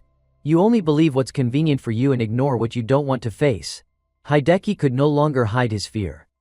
His heart pounded with panic, though he tried to mask it behind aggression. Shut up, he shouted. Take one more step and I'll destroy you right here. But Kyosuke only smirked. I see now. He began to channel magic, a golden orb slowly forming in his palm as he spoke, its light gradually growing, but Hideki was too distracted by his own fury to notice. You let yourself be swayed by the sweet lies of those around you, Kyosuke accused, his voice firm and steady. And because of that you betrayed me, Misato Kyoichiro, didn't you? His gaze pierced Hideki like a blade, so sharp and unwavering that it cut straight to the man's core. Kyosuke's deepest wound wasn't inflicted by some outsider. It was this, his closest friend's betrayal. Shut your damn mouth! Hideki screamed, his voice cracking. With rage boiling over, he hurled a devastating spell toward Kyosuke. But Kyosuke had been ready for this moment. His eyes gleamed with golden intensity. He lifted his arm, energy swirling around it, and cast his spell. A blinding beam of golden light shot forward, slicing clean through Hideki's turquoise blast. The two spells collided in midair, but Kyosuke's magic overwhelmed his opponent's effortlessly. Hideki stared, stunned, as his spell disintegrated, scattered like dust by Kyosuke's attack. It vanished before it could even touch him. His mouth hung open in disbelief. Hideki's eyes went wide in disbelief as he stared at the spell. That magic, he muttered. It was unmistakable. That was the same spell Kyoichiro had used back then years ago, in a memory now too vivid to be a dream. A technique used to annihilate monsters, now cast by the very student standing before him. His own attack had been deflected, redirected toward the ground, detonating nearby in a violent explosion that sent dust and debris billowing into the air. The trees shuddered from the sheer force of the impact. The two men locked eyes, strangers at a glance, yet something deeply familiar lingered in their expressions. A shared past neither could deny. Hideki dropped to his knees. No, this can't be, he gasped. He shook his head violently, unable to process what he was witnessing. I'm sure we sealed him away. In the prison, we locked him away. Kyosuke took slow, steady steps toward his fallen former friend. His voice calm, but each word laced with old resentment. I was imprisoned, he said, and thrown to the deepest depths of despair. He looked down at Hideki, this man who had once stood beside him, now the very symbol of betrayal. Kyosuke's eyes glinted with the cold flame of vengeance born in a previous life. Hideki's voice trembled. You really are Misato Kyoichiro? Kyosuke dropped to one knee before him. Took you long enough, he said, smiling brightly, eerily calm amidst the rising tension. It's been a while, he added softly. I'm glad that you still remember me, Iwako.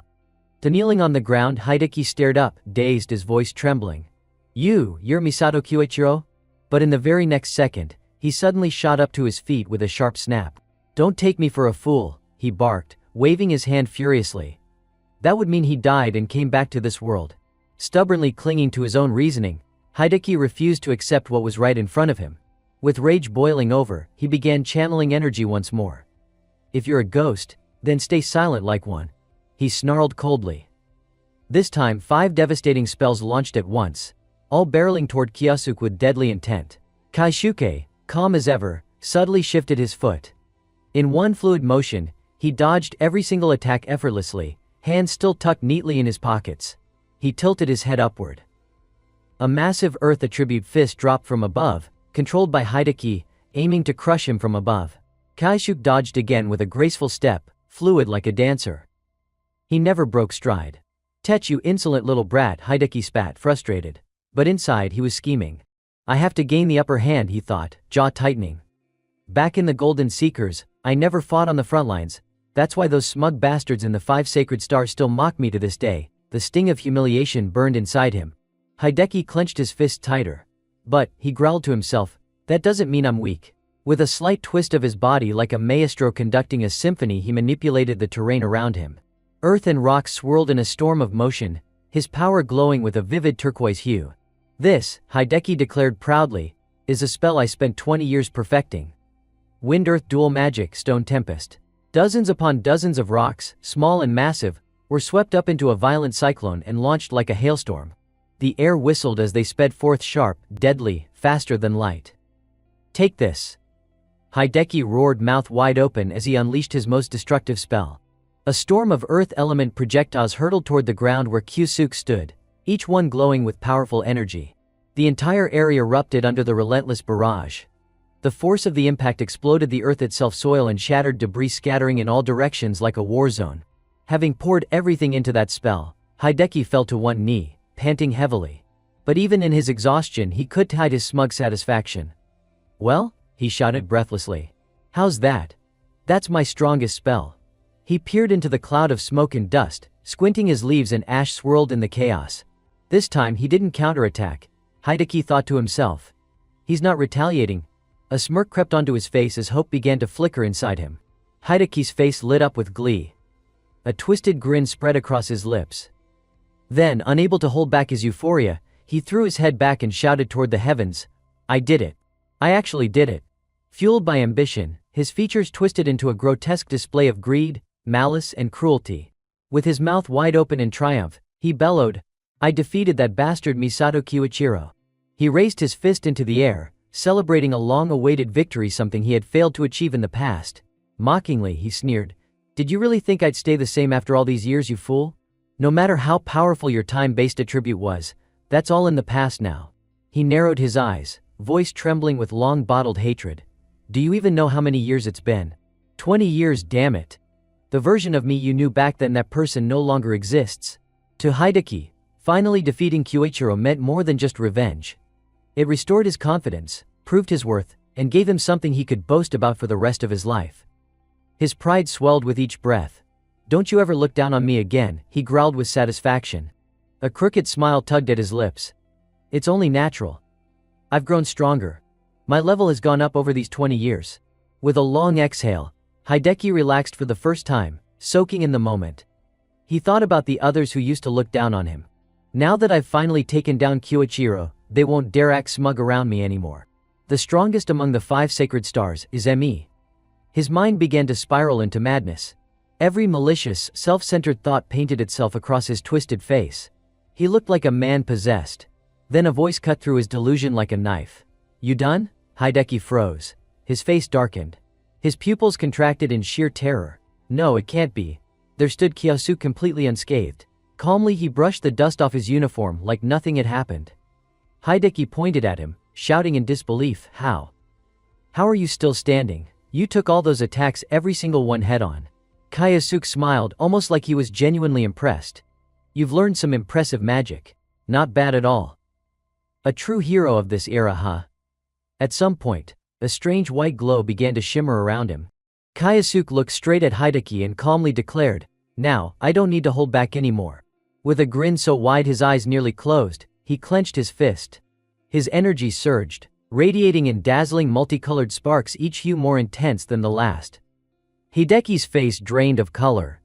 This guy, he's a monster. His heart pounded with panic, but he gritted his teeth and forced himself to focus.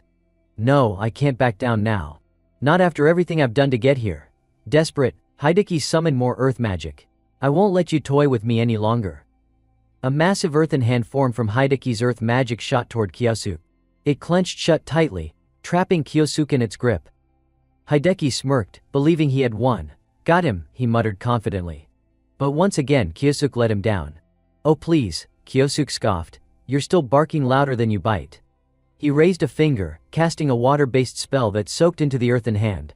Hideki's earth magic, when met with water, turned to nothing more than soft, muddy sludge.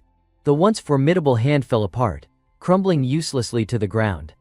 You really thought that would be enough to take me down? Kiyosuke taunted.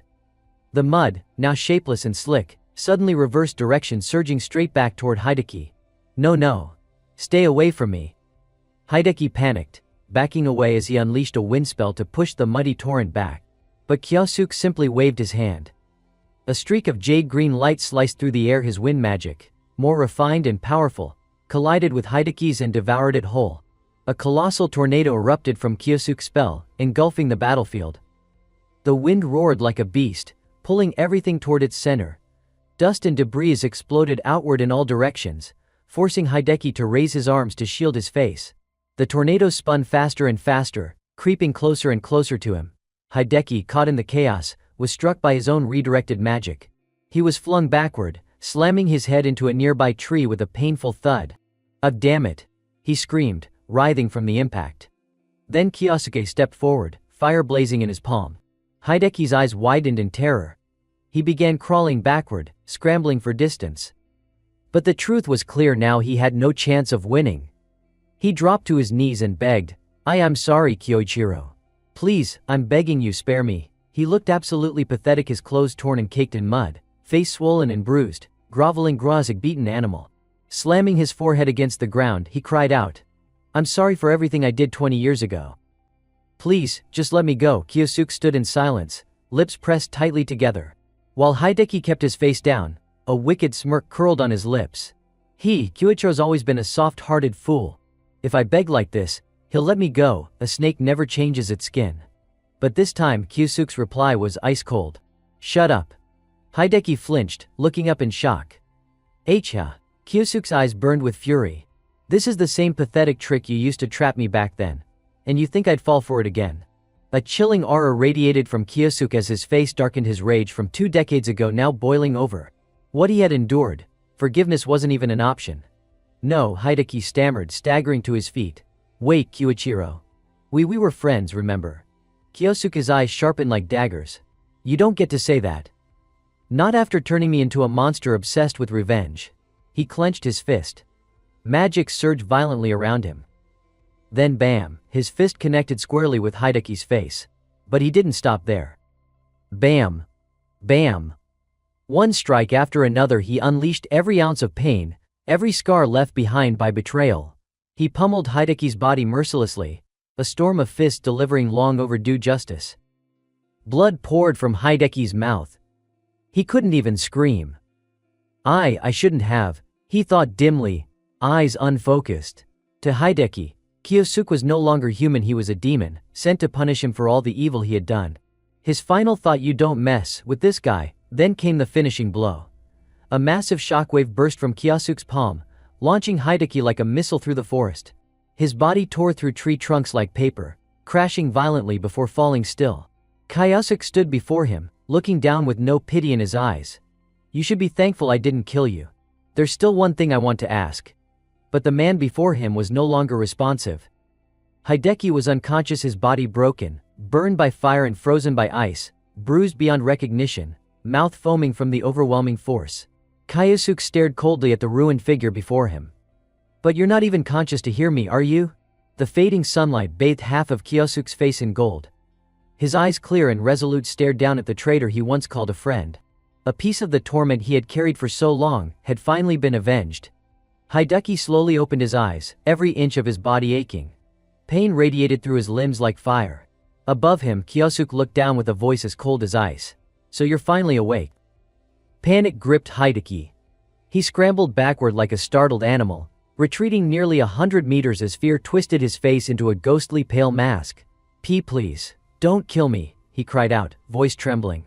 Kyosuke let out a small, almost mocking smile. "Oh come on, I'm not going to kill you." He raised his chin slightly, a composed yet unsettling posture that only intensified Hideki's terror. But his golden eyes gleamed menacingly. "You will answer my question." Kyosuke calmly reached into his jacket, searching for something. "Let's start with this," he said. He pulled out a phone. The screen glowed, displaying a name. "Tell me about this woman." Hideki's eyes widened, recognition flashing across his face. He shot to his feet in alarm. That's my phone," he stammered. But Kyosuke didn't care. His gaze remained fixed on the screen. "Lei. She called you today. She's the first name on your call history." Kyosuke's face, once calm, darkened with quiet fury. "So tell me, what exactly did you two talk about?" A bead of sweat trickled down Hideki's cheek. His voice wavered. That, Lei said she'd be coming to Japan in 3 days. I thought she just wanted to discuss that." But Kyosuke's lips curled into a smile, not of warmth, but of understanding. So it was true. The memories of betrayal long buried stirred to the surface once more. 3 days from now, Lei, with his hand loosened, eyes filled with icy certainty. "I know what I have to do." Kyosuke casually tossed the phone back. Hideki fumbled to catch it, his hand still trembling. "Here, take it. For now, keep treating Lei as you normally would." But then Kyosuke lifted a finger to his lips. "However, you will not say a single word to her about who I am." He extended his arm, pointing directly at Hideki. "While you were unconscious, I placed a binding curse on your heart." A flicker of flame bloomed in Kyosuke's palm. "If you do tell her who I really am," he slowly clenched his fist. The small flame exploded into a massive blast with a deafening boom. Hideki's face went even paler, he looked completely drained of life. His lips trembled, but no words came out. Boom. Kyosuke smirked.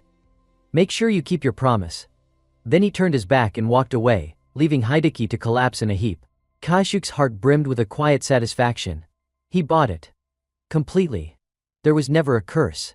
Never any flame-triggered spell. But knowing Iwako Hideki, a threat like that was more than enough. Hideki curled into the dirt, arms wrapped around his head, eyes wild with dread. His lips were pressed tight, trembling. I won't use absolute hypnosis on you, Iwako, Kyosuke thought. Because I want you to feel despair, while fully conscious. A twisted smile of cruel amusement crept across Kyosuke's face. 3 days later. A flight attendant carefully pushed a service cart down the narrow aisle of an airplane cabin. Rusi sat in silence, her gaze thoughtful as she looked out at the hazy view beyond the airplane window. The clouds outside shifted softly like a dream in motion. Just then, the bodyguard walking beside her leaned down and spoke in a low voice. Miss Lei will be landing soon. A calm announcement from the flight attendant echoed throughout the cabin. Ladies and gentlemen, we'll be beginning our descent shortly. Suddenly, a scream pierced the air, cutting through the calm like a blade. Chaos erupted. A group of armed hijackers had appeared out of nowhere, seizing one of the flight attendants. This plane's under our control now. One of them barked.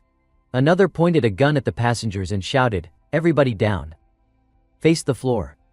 Panic spread like wildfire except for one. Rushi slowly stood, unbothered by the chaos around her.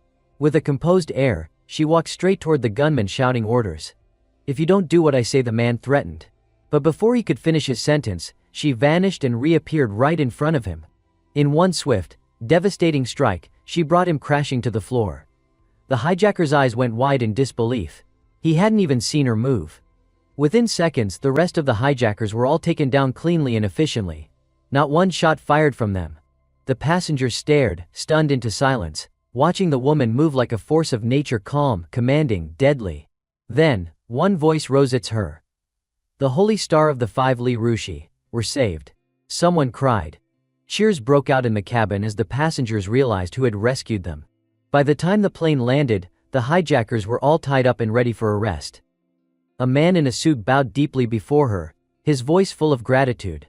Miss Lei, I don't even know how to thank you. Rushi, her youthful face radiant with a gentle smile, replied modestly. Good thing I happened to be on this flight. Otherwise, your airline might have never recovered from a scandal like this. But then her expression shifted. She turned her head toward her bodyguard, eyeing the gun in his hand. Her tone dropped a few degrees lower, more deliberate. More importantly, she said, gaze narrowing. She tilted her head slightly, noticing the gun's sleek, untraceable design. That model isn't picked up by airport scanners, is it? Her voice sounded almost like a whisper, a veiled negotiation behind a smile. These days, many groups are using materials harvested from dungeon zones.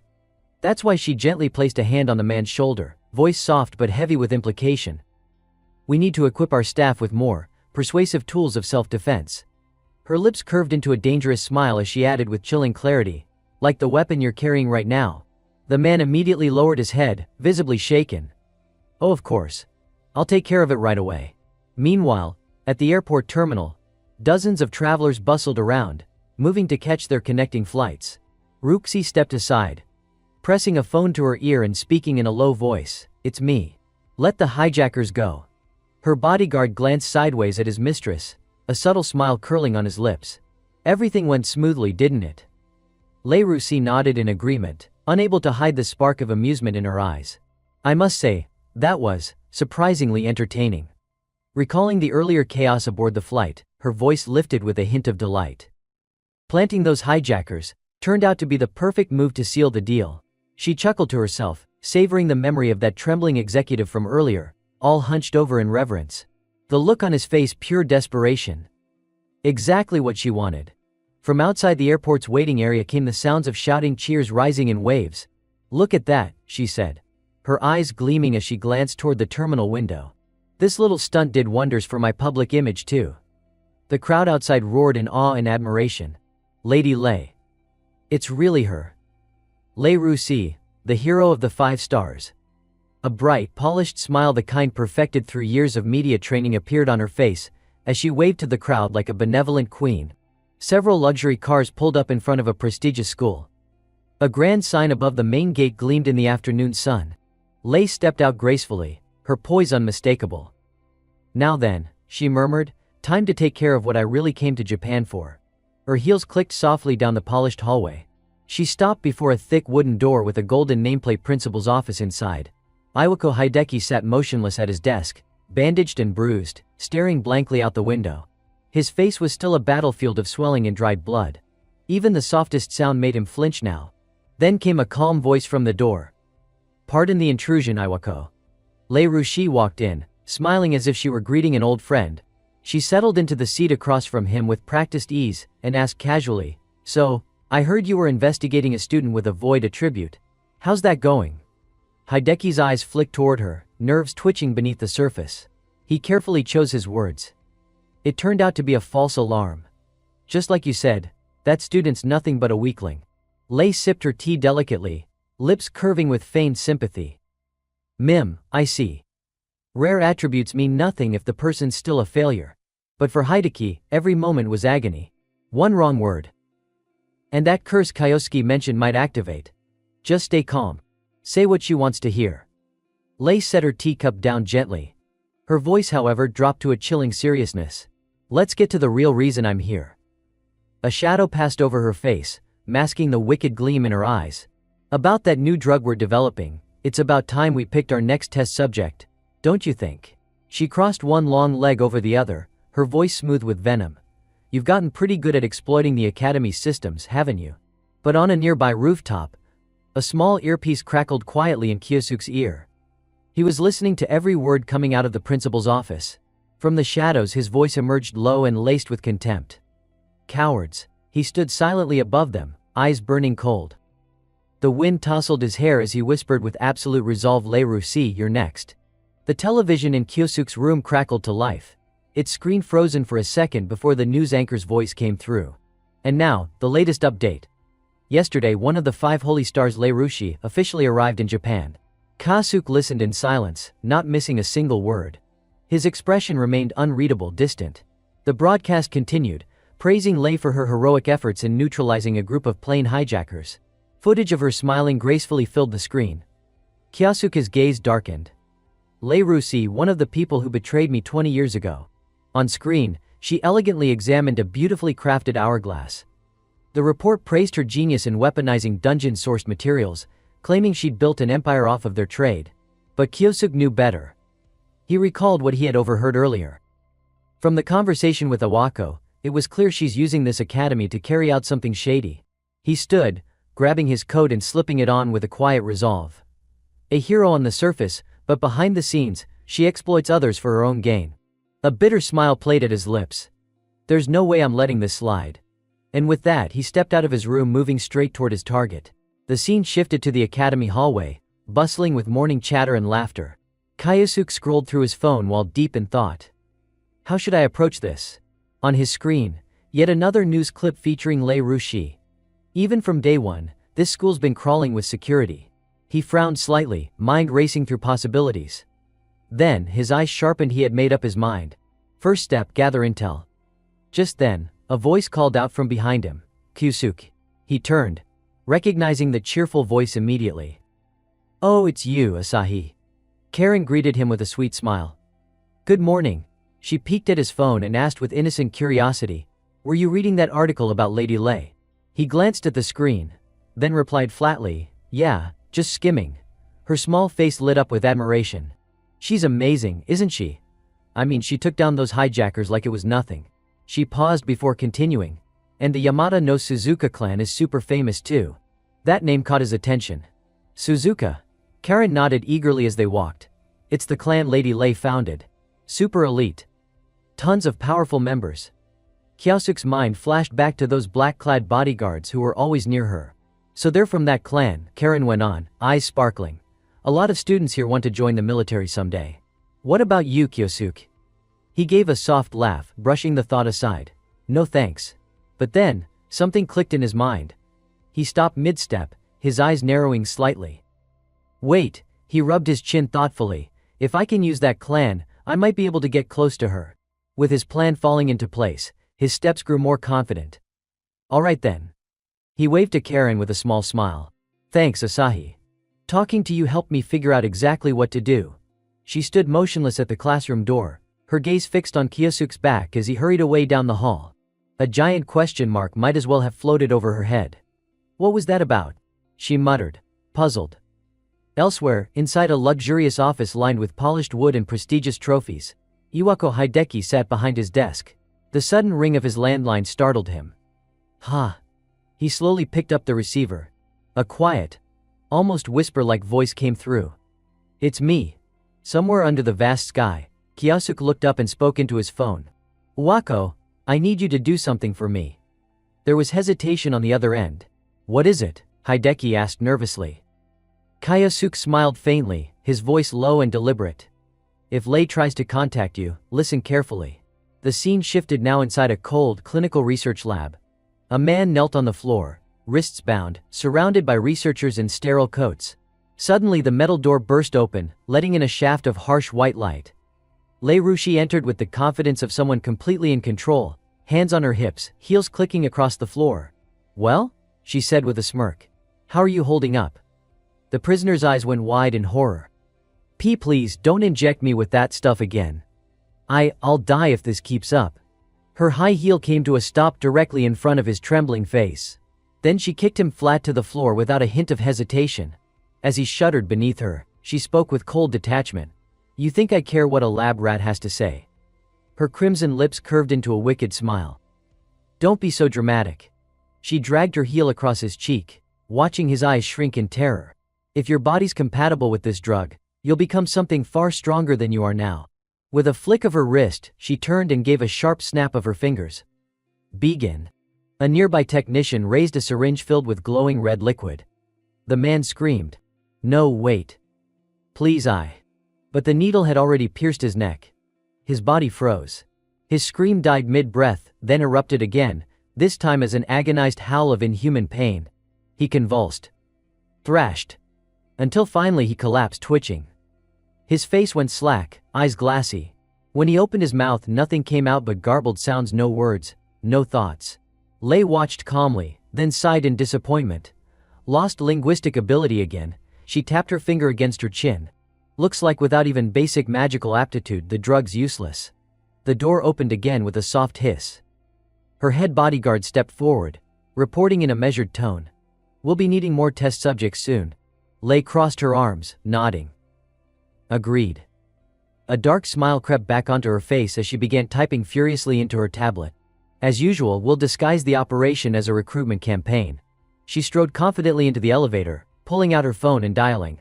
Hello, Iwako? Leaning her graceful form against the side of the elevator, she spoke sweetly. About those test subjects we discussed. Her voice dipped into a tone of casual authority.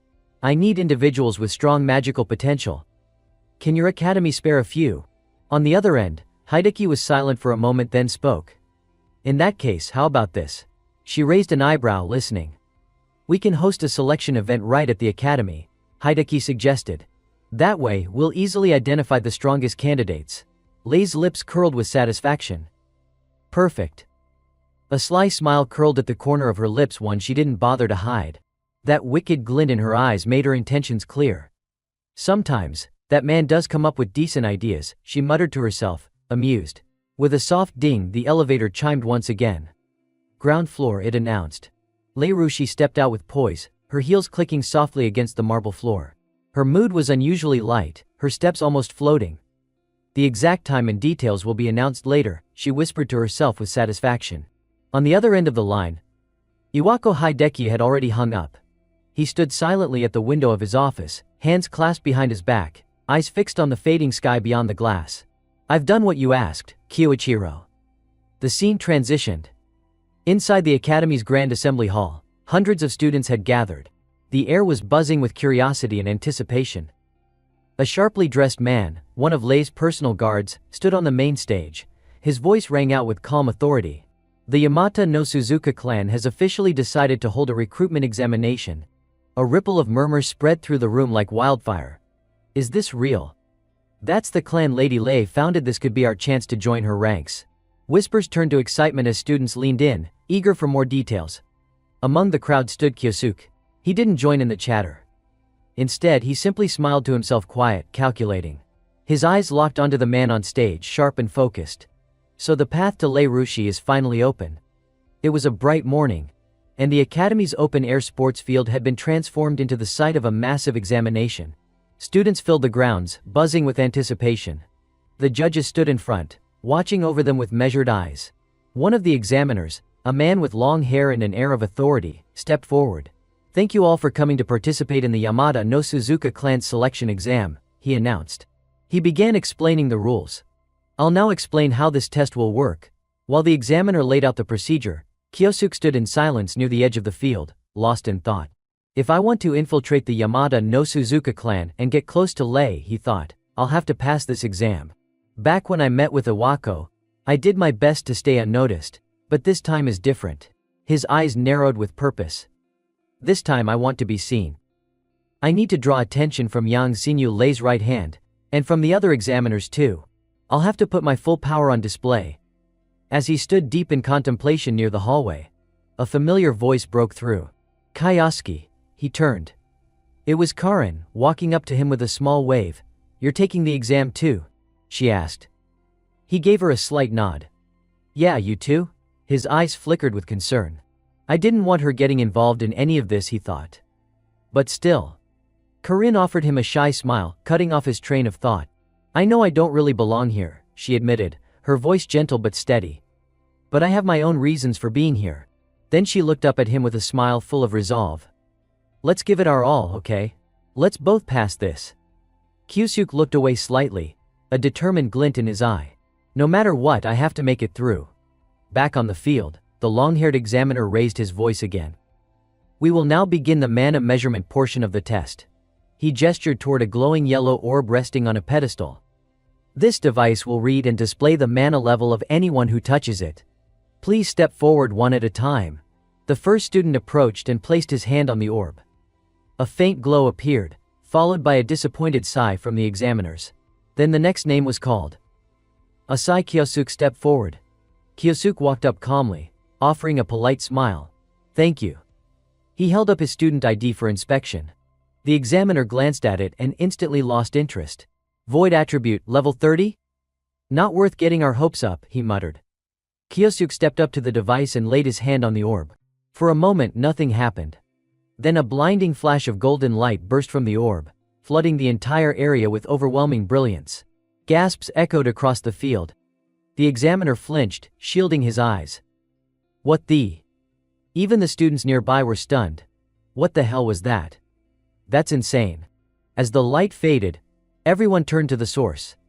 Kyosuke still stood there, perfectly calm, his hand resting on the device like nothing had happened. All eyes were on him now. Kyosuke turned his head slightly and asked with a confident smirk, "So, are we done here?" The examiner, still processing what had just happened, stammered. Yeah," without waiting for a real response. Kyosuke casually turned and walked away. Behind him, the examiner scrambled to record the results. Among all the mana readings taken so far, only Kyosuke had reached rank S. The next part of the evaluation was the magic skill demonstration.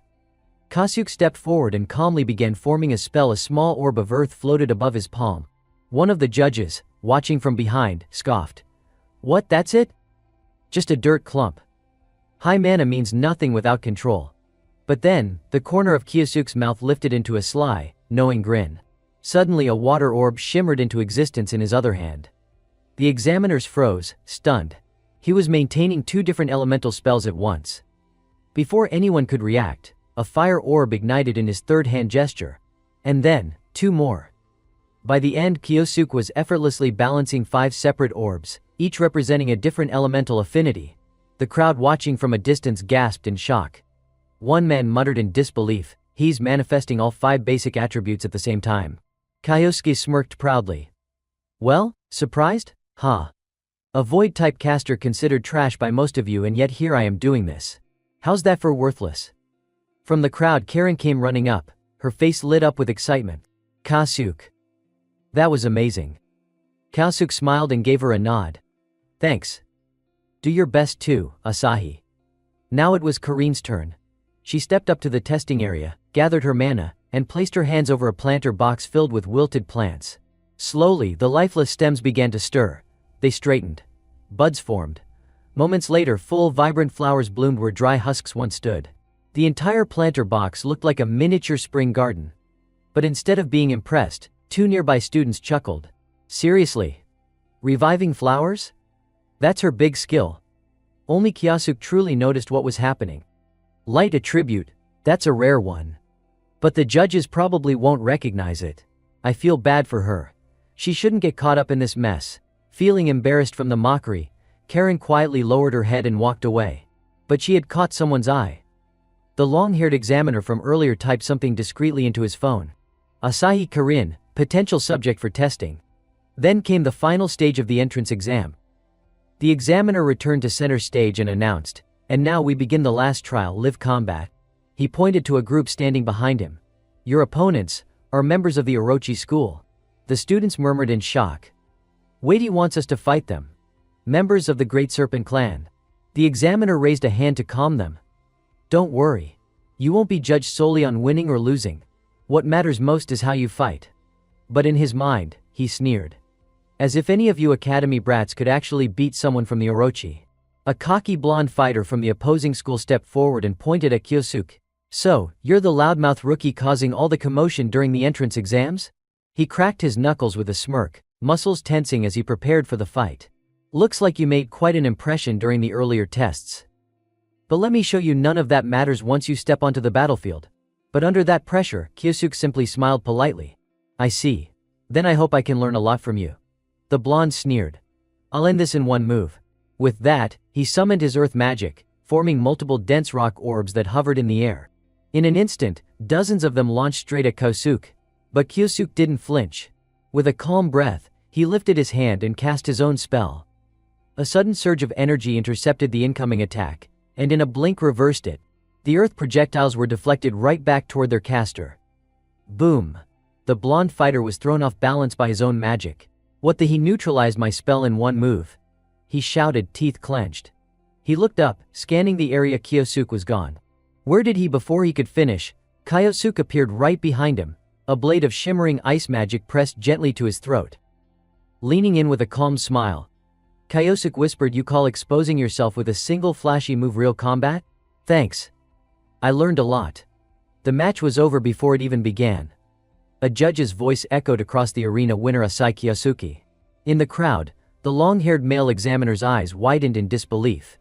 He beat one of the Orochi. Who is this kid? That night, as the city lights blinked to life, Rusine sat in her office reviewing the final reports. Over the speaker, the examiner's voice reported, "Lei, the entrance exam is complete." She leaned forward slightly. "Did you find anyone interesting?" The voice hesitated, then replied, "Yes. One student stood out. Dominated every section of the test." But, she pressed. "He appears to be a void-type mage." Rusine raised an eyebrow, intrigued. "Void-type? Could this be the student Iwako's been investigating?" She sat up, then let out a soft chuckle. Ha ha ha. Her eyes lit up with a dangerous glint. "Looks like I've found myself a very interesting little lab rat." Inside the auditorium, the long-haired examiner stood at the podium, his voice calm but commanding.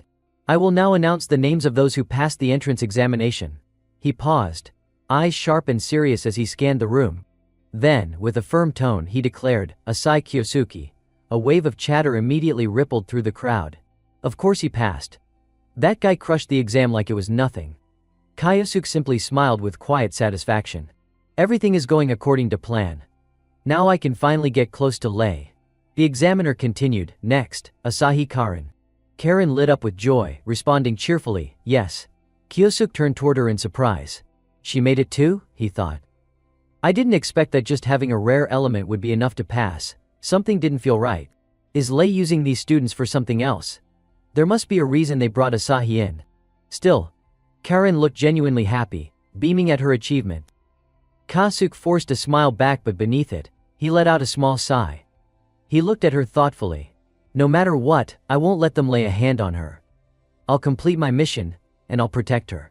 A few days later at the Orochi headquarters, Japan branch, a towering glass building gleamed under the morning sun. Inside, in a sleek underground meeting room, the long-haired examiner welcomed the group of successful applicants. "Congratulations. All of you have passed the selection exam." He stepped forward and began explaining their schedule. Today we'll conduct a compatibility assessment before officially welcoming you into the Orochi school. Also, he paused with a subtle smirk. Lei Rusi will be joining us. She'll meet with you after the testing concludes. Hearing that name, Kyosuke's eyes darkened, his aura shifted, sharp and dangerous. He said nothing, but tension radiated from him like heat. The examiner gestured toward a corridor. Follow me. Kyosuke and Karen moved along with the group. Karen, meanwhile, looked around wide-eyed with curiosity. Wow, this place is huge. It's kinda nerve-wracking but exciting too. Kyosuke nodded. Yeah. She turned to him with a bright smile. But honestly, I'm just really happy I get to join the Orochi school. Kyosuke looked at her with genuine curiosity. Can I ask, why do you want to join this place? Karen scratched her cheek, a little shy. Well, my mom's in the hospital. The treatment's expensive. This school offers full support for family members. Kyosuke's expression softened. I see. So it wasn't because of me. She has her own reasons. His resolve hardened even more. All the more reason I need to protect her. The group eventually stopped in front of a large door leading underground. The examiner turned. We're here. Kyosuke blinked. The basement. They descended the stairs and arrived at a large underground hall filled with strange devices and glowing orbs. Kyosuke scanned the area carefully, testing equipment. That means they're planning something. The long-haired examiner suddenly gave the order, shut the doors. Bang. The heavy doors slammed shut, causing everyone in the room to freeze in confusion. Kyosuke raised an eyebrow, casually commenting. Not planning on letting anyone out? Huh? These guys sure take their work seriously. Two students stepped forward, visibly agitated. Hey, what's the meaning of this? You can't just lock us in. But the examiner dropped his calm facade, his face twisting into something sinister as he barked, silence. The tone of his voice alone was enough to make the two students step back, trembling. He straightened his coat and spoke in a cold, clinical voice. As I mentioned earlier, we'll now begin the compatibility assessment. Specifically, he pointed to a machine nearby and continued. We'll be testing your compatibility with a new experimental drug currently in secret development. He gestured to a vial filled with a glowing liquid. This drug is formulated using ingredients gathered from dungeons. It's designed to dramatically boost physical and magical abilities. The red-haired student stuttered. What did you just say? The blue-haired one chuckled. Isn't that a good thing? Kyosuke narrowed his eyes. Does this drug have any side effects? The examiner smirked and pointed toward a large screen. It'll be faster if I show you. On the screen, a male student was bound to a chair, thrashing in panic. Please stop. I am not. But the injection went in anyway. Seconds later, the boy went limp, unconscious. Drool spilled uncontrollably from his mouth. Gasps and horrified murmurs echoed through the room. What the hell is this? The blue-haired student shouted. The examiner remained unmoved. What you just witnessed was a subject incompatible with the formula. That should answer your question. You've got to be kidding. One of them roared.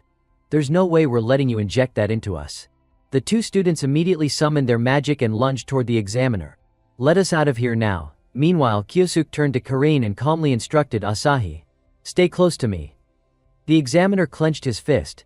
In one smooth motion, he struck both rebellious students and dropped them in an instant. They hit the ground hard, completely unconscious. Dusting off his coat, the examiner looked down at them with annoyance. Tech, just great. That's 2 less test subjects. Then his gaze shifted across the room and locked onto Karen. Let's start with the girl over there. He retrieved a syringe and prepped the drug. A light element user? Huh? I'm very curious about how you'll react to this. Step by step he moved toward her. Karen froze, fear filling her eyes. But before the syringe could reach her, Kyosuke stepped in between them, his face unreadable, but his presence radiating pure warning. The examiner frowned. What are you doing? Kyosuke stared straight at him. Stopping a pathetic coward like you from laying a finger on her. The examiner grit his teeth in fury. You little, he snapped his fingers. Hold him down. A massive enforcer lunged at Kyosuke. But Kyosuke was already gone. In a blur he dodged the blow and, with one swift motion, brought the man crashing to the floor. What? A student shouted. Before anyone could react, Kyosuke flashed across the room like a storm, striking down the next 2 attackers in rapid succession. The big guys crumpled to the ground, writhing in pain. The examiner stood frozen, mouth slightly open. No way, he dropped all of them in one hit. After dealing with the rest of the goons, Kyosuke turned around slowly. His eyes locked onto the long-haired examiner with a piercing glare, and he said coldly, "You're next." The sheer pressure from Kyosuke's presence made the examiner freeze in place. His body stiffened involuntarily, a chill running down his spine. Realizing the tables had turned, the examiner clenched his jaw. "Tech, if it's come to this," a desperate idea flashed through his mind. "If I can just grab that girl without warning." He lunged toward Karen. "No," she screamed in panic. But Kyosuke was faster. He caught the examiner's wrist mid-air, his grip iron tight. "I told you," he growled. "I won't let you get anywhere near her." The examiner cursed under his breath and yanked his hand back. "Damn it," he stumbled back, shaken. "Who is this guy? A normal student shouldn't have this kind of power." Kyosuke's eyes darkened, his tone dropping lower. "Now then," he stepped forward slowly, his presence suffocating. "Get ready. I'm done playing nice." At that moment Kyosuke stood tall like a true hero, shielding Karen behind him. The long-haired man grit his teeth in rage. "Damn you!" Kyosuke didn't budge. "Asahi. Stay behind me." Karen, still trembling with fear, nodded. Thank you, Kyosuke." She looked at him with awe. "Kyosuke's amazing. I couldn't even follow his movements earlier. I knew he had grown stronger, but not this strong." The examiner finally regained his composure and barked, "Don't get cocky, you little brat."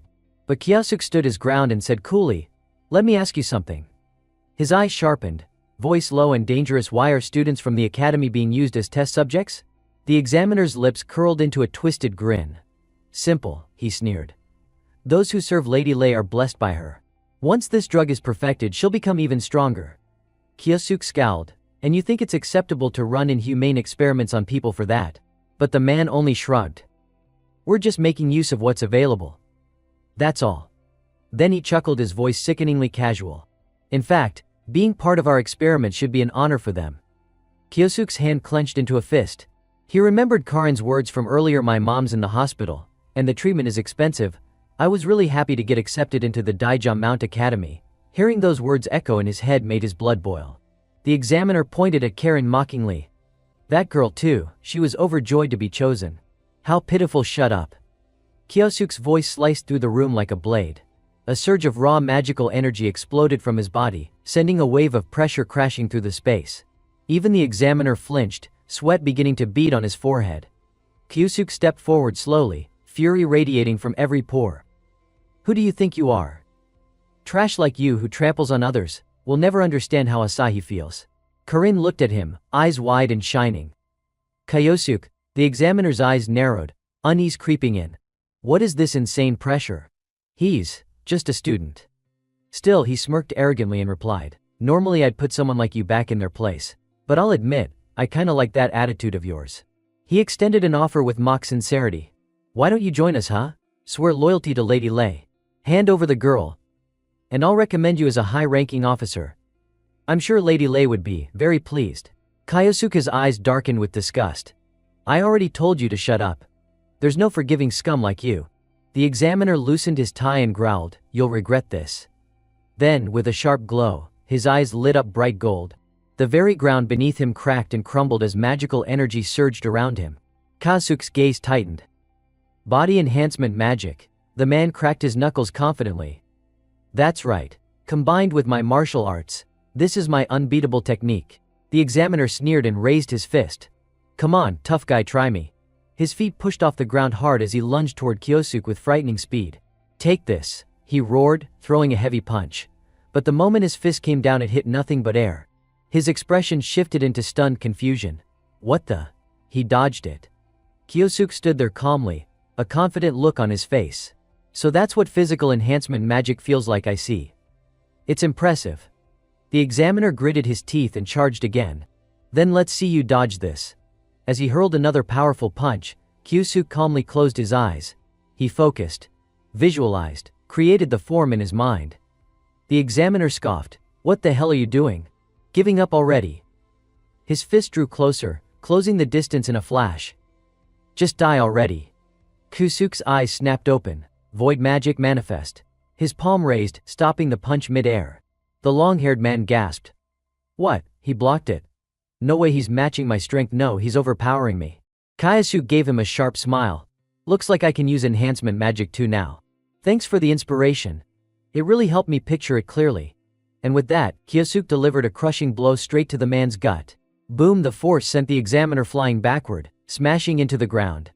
Debris exploded in every direction. Lying in the rubble, the examiner groaned in disbelief. No, this can't be. A thought echoed in his fading consciousness. Who the hell is he? Kyosuke didn't move. He simply stood there, eyes cold, gaze sharp with a mixture of hatred and disdain. Karen rushed over, breathless. Thank you, Kyosuke. He turned to her gently. You okay, Asahi? She nodded, still shaken. Then, looking to the rest of the students, Kyosuke said firmly, I'll clear the way. You all need to get out of here. The two other boys hesitated.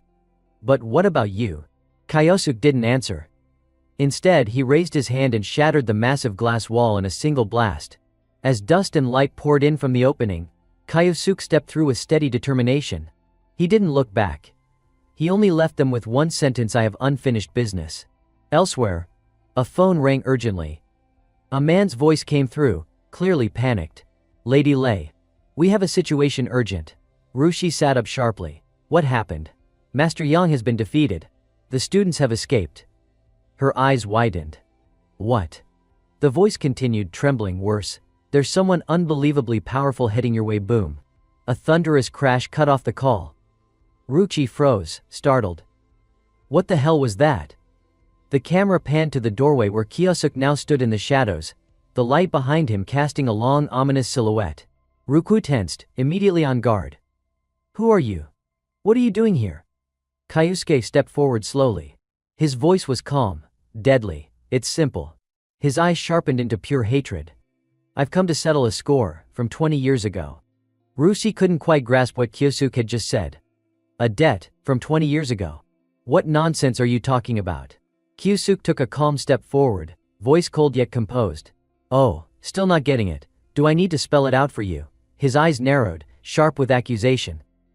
20 years ago, after the collapse of that SSS-rank dungeon, your so-called Pentagon Saints were paraded around like heroes. Rushi's expression stiffened the moment he mentioned the past. Kyosuke continued, voice cutting like a blade. Let's assume the villain behind it all was defeated that day. Ruhu turned her face away and feigned indifference. A mere student wants to lecture me on history now. How cute. But Kyosuke wasn't fazed. He went on, relentless. Now, each of the 5 saints, your precious elite, holds power at the very top of the world. You're all praised as saviors, champions of justice. Rushi rolled her eyes and interrupted. Get to the point already. But Kyosuke cut her off, voice stern. But the truth is far uglier. Rushi's smile twitched. What did you just say? Kyosuke's aura shifted. The air grew heavy. You used your own comrades as sacrifices. You claimed the rewards while they were left to die. And even now, you trample over the legacy of the people who once fought by your side. Tell me, am I wrong? Rushi laughed, trying to mask her growing unease. So that's what this is about. Some pathetic conspiracy theory. Don't tell me you actually believe that garbage. But Kyosuke stood firm, tone unwavering. It's not a theory. I know what you did. His eyes bore into her. You were the one who pushed your teammate into that gate that day. Ruki flinched. Her confident mask cracked for the first time, her voice trembling. How? How could you possibly know that? Kyosuke saw the fear flicker in her expression. He leaned forward, voice low. Still don't get it, Rei. His tone grew sharp like a dagger sliding into her chest. Do you really not recognize me? Then, without hesitation, I am Misato Kyoichiro. Rushi gasped. No, that's impossible. But Kyosuke cut in, his voice thunderous. It already happened. I've reclaimed the very power that once made you call me a monster. A level 100 mage capable of using time magic. Yeah, I'd say monster fits. Every word shattered Rushi's composure. She stared at him in disbelief, shaken to her core. No, you're supposed to be dead. But Kyosuke ignored her desperation. I also know what your precious Rei Corporation has been doing in the shadows. If I expose it, your reputation will crumble overnight. Rushi's fear turned to fury. She swung her arm, screaming, don't you dare mess with me. Kyosuke continued walking forward, slow and steady, his voice calm but ice cold. Don't joke with me. That's my line. His gaze locked on Rushi like a blade. Because of what you did 20 years ago, because you crushed the hope of a girl who gave everything she had, I'll never forgive you. Ruhusi didn't flinch at the threat. Instead, she smirked. Lifting her chin defiantly, she snapped, don't overestimate yourself. You're not even in Misato's original body anymore. Her grip tightened around a long, elegant staff now glowing with magical energy. But here you are, standing in front of me like an idiot. I'll make sure you regret that. With a flick of her wrist, she unleashed a violent surge of magic. The sheer force of it cracked the walls and floor of the room. But Kyosuke dodged effortlessly. Rusi swung her staff again, proud and arrogant. See this? This is the power of Ray Corporation's finest weapon. Forged with materials straight from the dungeon, stronger than any known metal. Let me show you just how sharp it really is. She leapt high into the air, bringing her weapon down in a flurry of rapid strikes. But no matter how fast or fierce her attacks, Kyosuke evaded every single one. A powerful swing aimed directly at his face cut through empty space. She growled in frustration. Tech, is dodging the only thing you know how to do? But then she paused. Her brows furrowed. Something felt wrong. Why hasn't even one of these attacks landed? Kyosuke's voice rang out coolly amidst the chaos. Ah, I see it now. He dodged another blow as if it were nothing. You've been playing CEO for too long, haven't you? Your technique's gotten sloppy. His eyes sharpened, piercing. You're no better than Iwako now. Rushi's face twisted in rage, veins bulging as fury overtook her. You bastard. She lunged again with all her strength. Thud. The staff went straight through Kyosuke's torso. Rushi's eyes widened, then lit up in triumph. I got him. I finally hit him. But just as a smirk crept onto her lips, too bad. Kyosuke's voice echoed right behind her. Her pupils shrank. She looked back and realized it had only been an illusion. Kyosuke had suddenly appeared right behind her, completely unharmed. Rushi froze in place, body stiff, eyes wide. What? How? Then she clenched her teeth, realization hitting her like a bolt. That's void magic? I've never heard of it being this effective. Her hands tightened around her weapon. If that was true, then she had no choice. A faint shimmer of fire began to glow at her fingertips as she channeled magic into her spear. Her eyes lit up with fury. This next strike will shut that mouth of yours forever. A burning flame roared to life, wild, untamed, destructive. Ruchi let out a war cry as she charged, the fire growing into an inferno behind her. Her spear, now blazing with intense heat, hurtled straight toward Kyosuke's chest. But with effortless calm, Kyosuke raised two fingers. Clink. He caught the blazing spearhead between them, halting it completely. Rushi gasped. Impossible. Kyosuke's gaze darkened. So that's your full power? He scoffed. You're even weaker than you were 20 years ago. Her pride shattered by those words, Rushi's face twisted. Tech, if that's how it is, then I have no choice but to use that. She suddenly leapt back and pulled something from within her coat. Kyosuke's eyes narrowed. Wait, what are you? His voice cut off when he saw it. A red syringe glowing faintly. Without hesitation, Rushi plunged the needle into her arm. No, Kyosuke shouted. It was too late. A violent pulse of purple magic erupted from her body, surrounding her in a sinister aura. Kyosuke's expression hardened as the temperature in the room seemed to drop. He muttered, You're really going to go that far? Rushi's entire form began to change, veins glowing, her skin tightening with power. Her eyes burned with killing intent as her voice came out warped and menacing. Monster, you're not the only one who can become one. Not long after, the violet aura around her slowly dissipated, revealing Ruxi's body, now completely transformed into a half-monster state. When the transformation finished, she let out a contemptuous chuckle and taunted, Ha, now you will never be able to defeat me, but the protagonist remained calm. Replying coolly, on the contrary. You really think you can win just by relying on enhancement drugs? Do you honestly believe it is that simple? Ruxi's smirk did not fade. Her tone dripped with scorn as she snapped back, Don't underestimate me. Do you have any idea how much time and money I have poured into this serum? I gathered materials hidden deep within dungeons and spent years developing it. Ever since I witnessed that overwhelming power 20 years ago, I have been searching for a way to reach that level myself. And now, I have finally attained a strength that surpasses everything. In fact, I should be thanking you for that, Kyoichiro. From Kyosuke's perspective, he could no longer stomach listening to this venomous woman gloat. Cutting her off mid-speech, he sneered, What? Pathetic, you call this surpassing everything? You are bragging about a power that comes from a bottle. His face hardened, his words sharp and accusatory. Ruxi froze for a moment, clearly caught off guard, and demanded, What did you just say to me? But before she could finish, the protagonist stepped forward. Assuming a fighting stance. Sorry to interrupt your monologue, but it is time I ended this once and for all, at once. Both of Kayasuka's hands ignited with blazing golden flames. On the other side, Ruxi's killing intent flared as she prepared to send him straight to hell. She spread her arms and entered her own stance. Fine then, let us settle this. We will see who the true superior is. The moment her words left her mouth, she launched herself forward like a violent gust of wind, closing the distance instantly. Yet Kayasuka simply tilted his body to the side, effortlessly dodging her strike. The wall behind him was not so lucky. Ruxi's attack smashed into it with brutal force, reducing it to rubble that scattered in every direction. She spun around and jeered, "Well, do you see it now? This is the fruit of my research. And I will send you to your grave once again." With a feral snarl, she lunged again, moving at terrifying speed that even made Kayasuka's heart jolt. Before he could mount a defense, her massive hand slammed square into his chest, the sheer impact blasting him backward like a fired cannonball. Seeing her attack land, Ruxi's lips curled into a triumphant smile as a thought echoed in her mind, "I have won." But her victory was short-lived. A sharp, searing pain suddenly shot up from her leg, forcing her eyes downward. To her shock, a jagged spike of ice had pierced clean through her left foot. The agony was so intense it shot straight to her brain, and her small, twisted body collapsed to one knee against the shattered floor.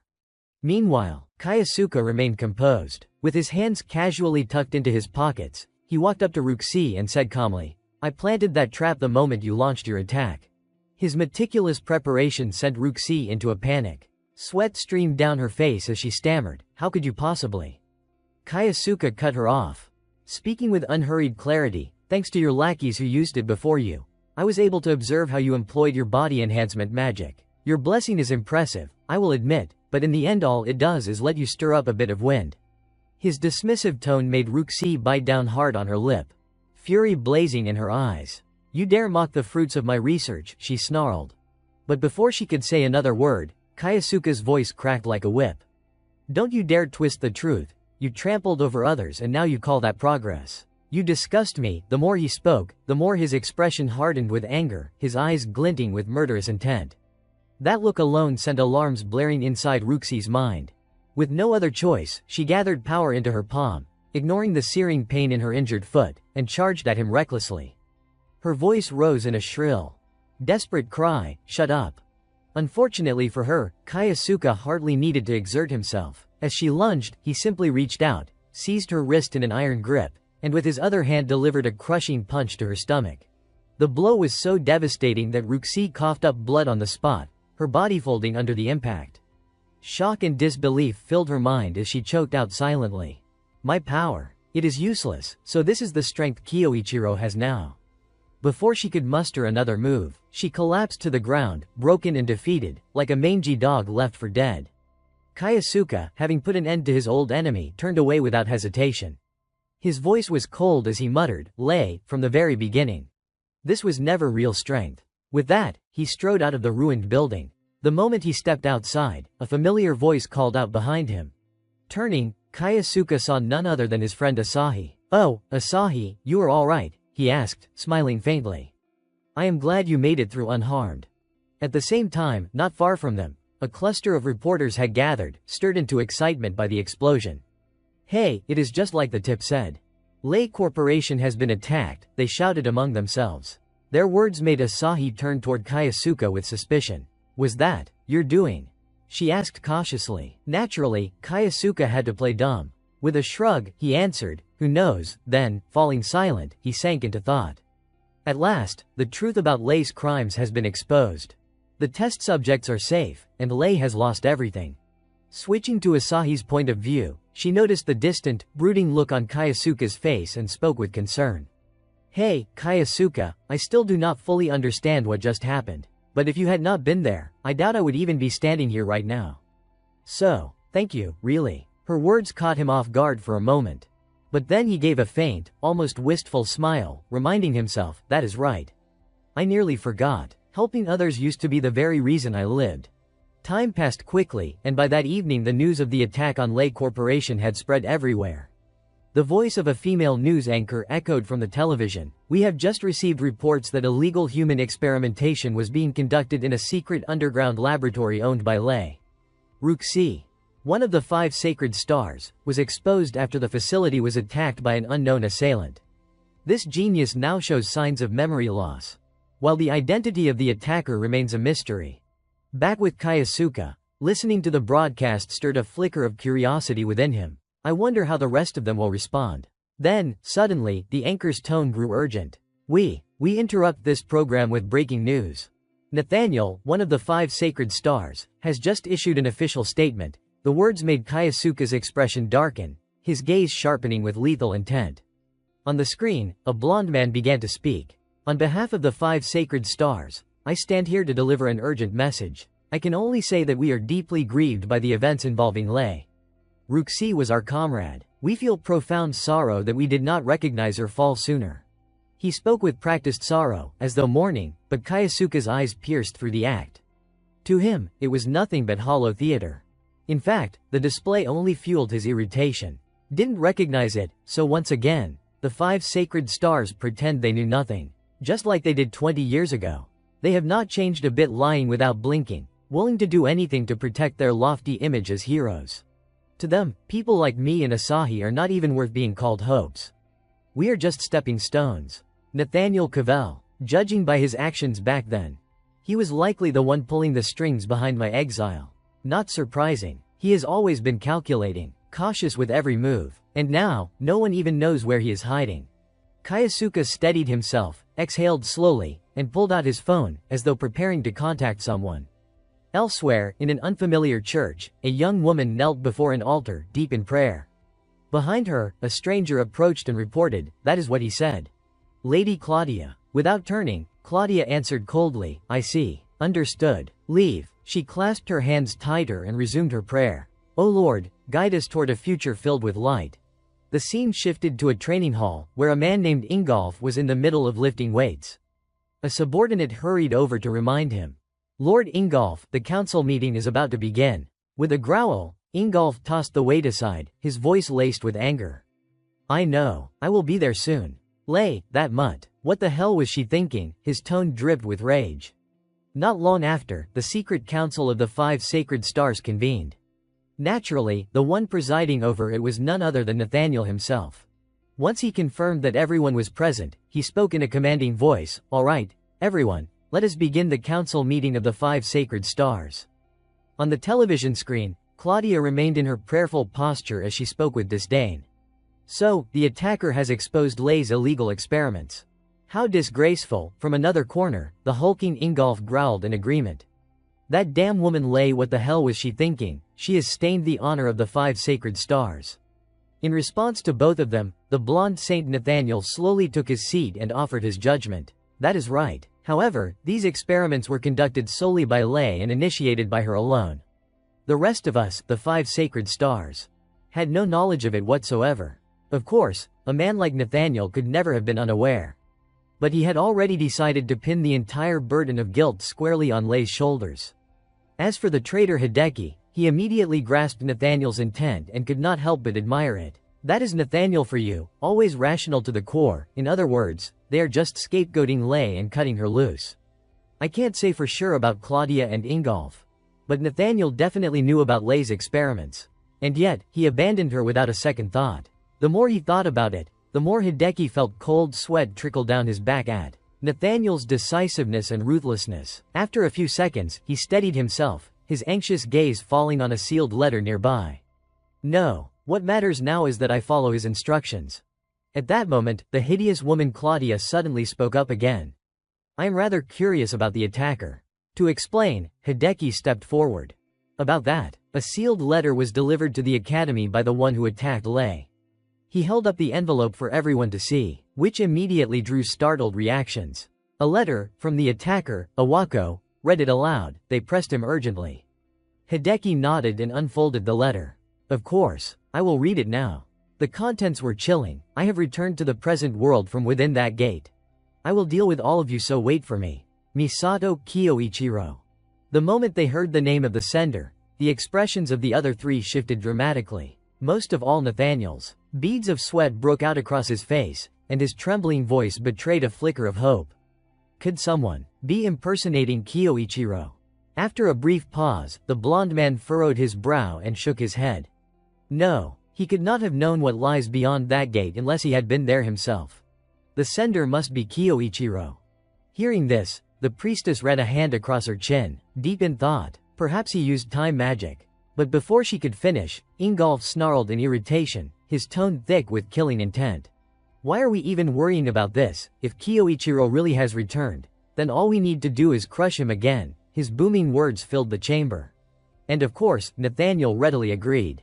Ingolf has a point. Think about it, there is no need for us to act rashly. On her side of the screen, Claudia still seemed uneasy, as if she wanted to say something, but Nathaniel cut her off before she could speak. Why do not we just wait and see what Kyoichiro does? And with that, the short meeting ended in abrupt haste. When the computer screen went dark, the hulking Ingolf moved toward the window, glaring outside as his voice thundered with rage. Kyoichiro, you are the one man I will never forgive. Elsewhere, once the meeting had concluded, Headmaster Hideki Iwako wasted no time reporting the outcome to the true mastermind. His voice came through the phone. So, just as you instructed, I carried out your orders. Hearing this, Kayasuka calmly replied, I understand. Then he leaned back with a satisfied grin. Mind racing over what steps to take next. So Nathaniel is not making a move right away. He is being cautious. Well, that is fine. Once they realize I have returned, they won't be able to sit still. First, I will deal with the ones whose whereabouts I already know. With that decision made, he cheerfully gave his hound a command. All right, Iwako. Time to move. On the other end, Iwako's voice cracked with worry. What should we do next? Sensing his dog's panic, as though the man might wet himself, Kayasuka quickly reassured him. It won't be that hard.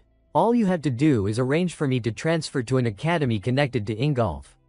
Realizing the implication, Hideki hesitated before asking. So, your next target is Ingolf? Kayasuka admitted it without hesitation.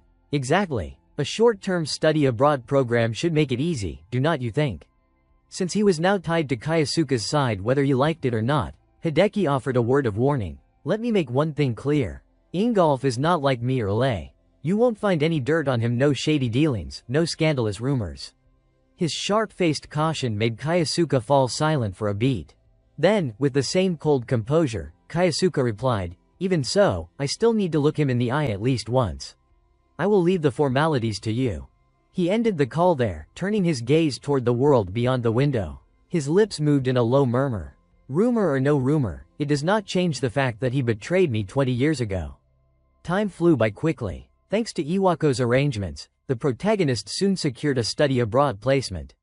Shifting to Kayasuka's perspective, he now found himself surrounded by a new landscape, eyes scanning every detail as he whispered to himself. So this is Germany, huh? They confirmed ties between this country's academy and Ingolf. I will use the German academy as a bridge to reach him. But first, I need to get to the school.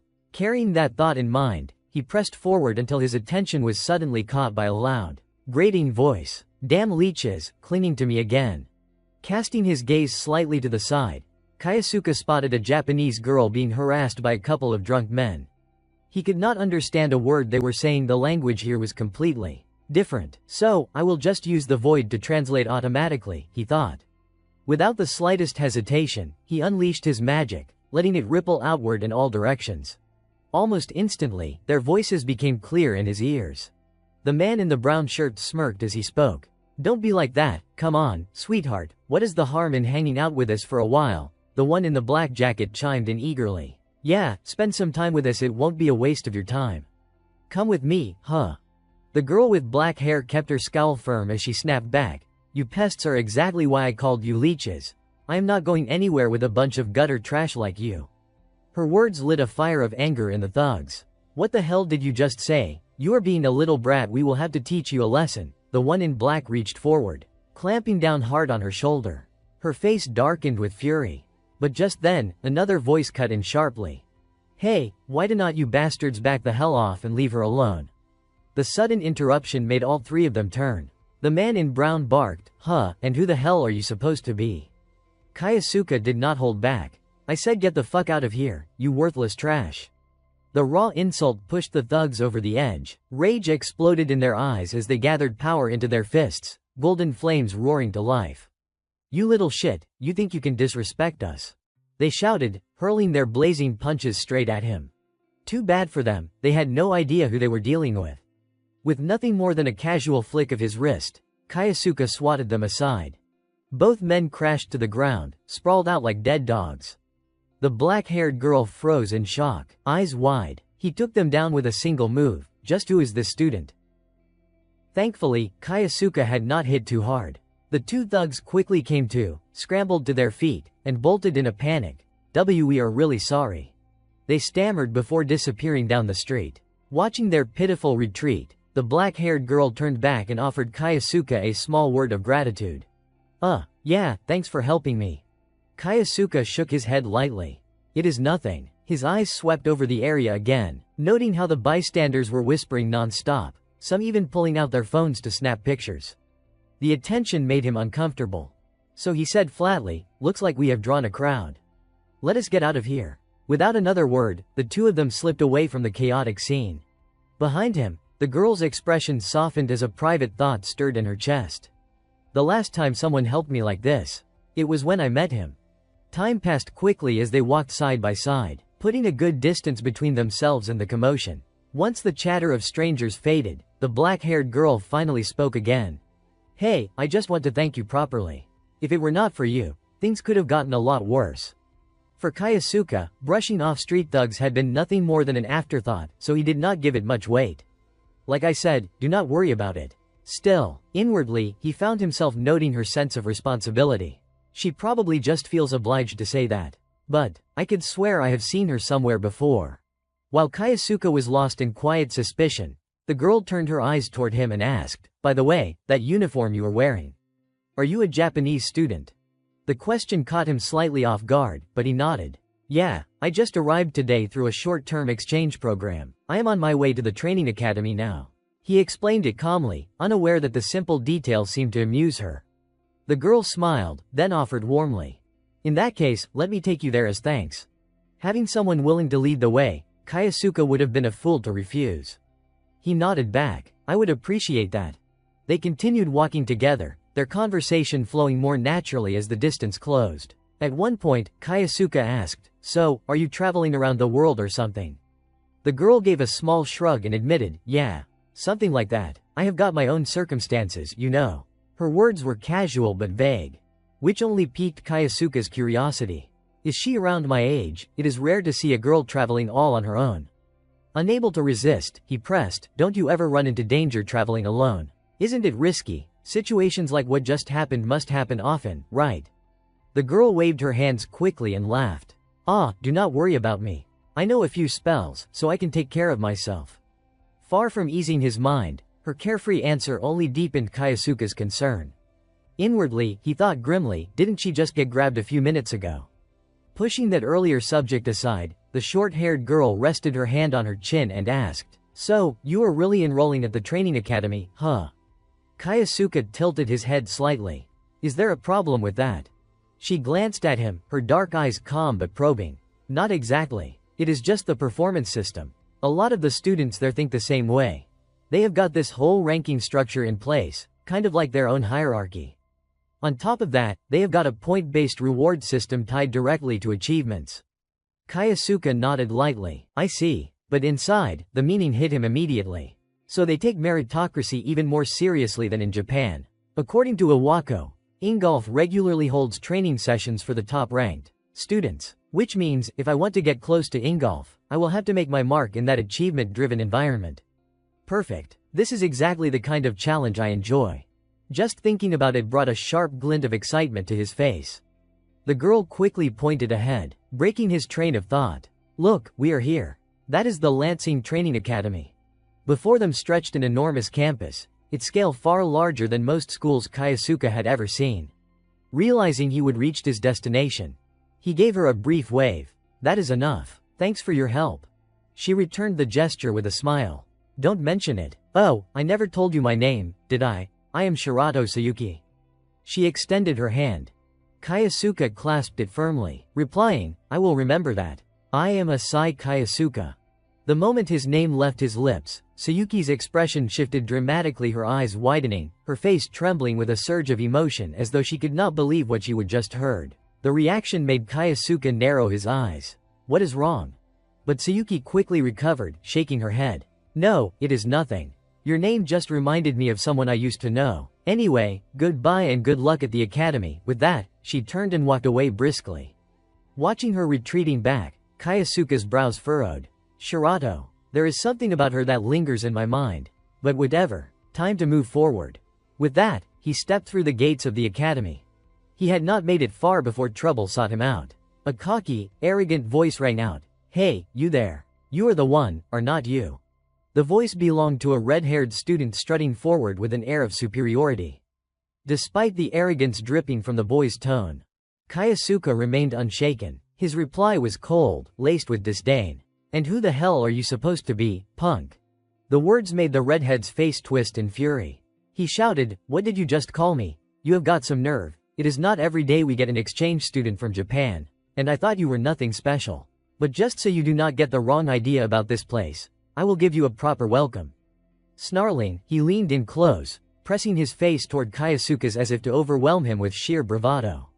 As for Kayasuka, a single glance was enough for him to understand exactly what the redhead was trying to do. That realization only made him sigh inwardly.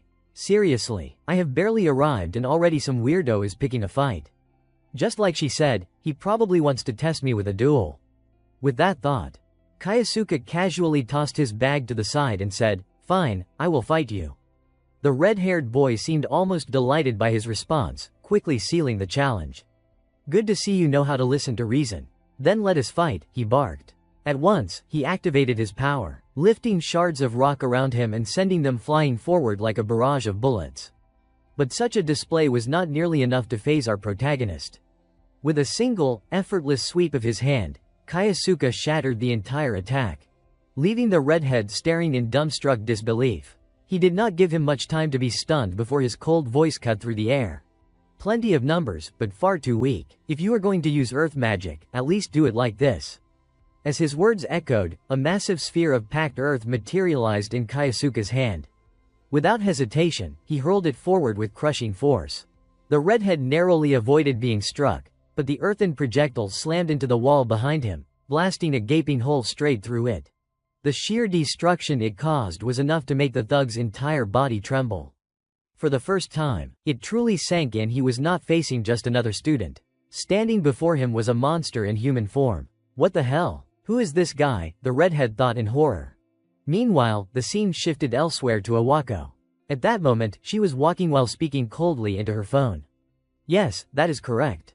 Saturday as usual. I have already made contact with Asai Kayasuka. I will remain in Germany and continue monitoring the target." In her other hand, she carried a file thick with documents detailed information on the very boy who had just revealed his terrifying strength.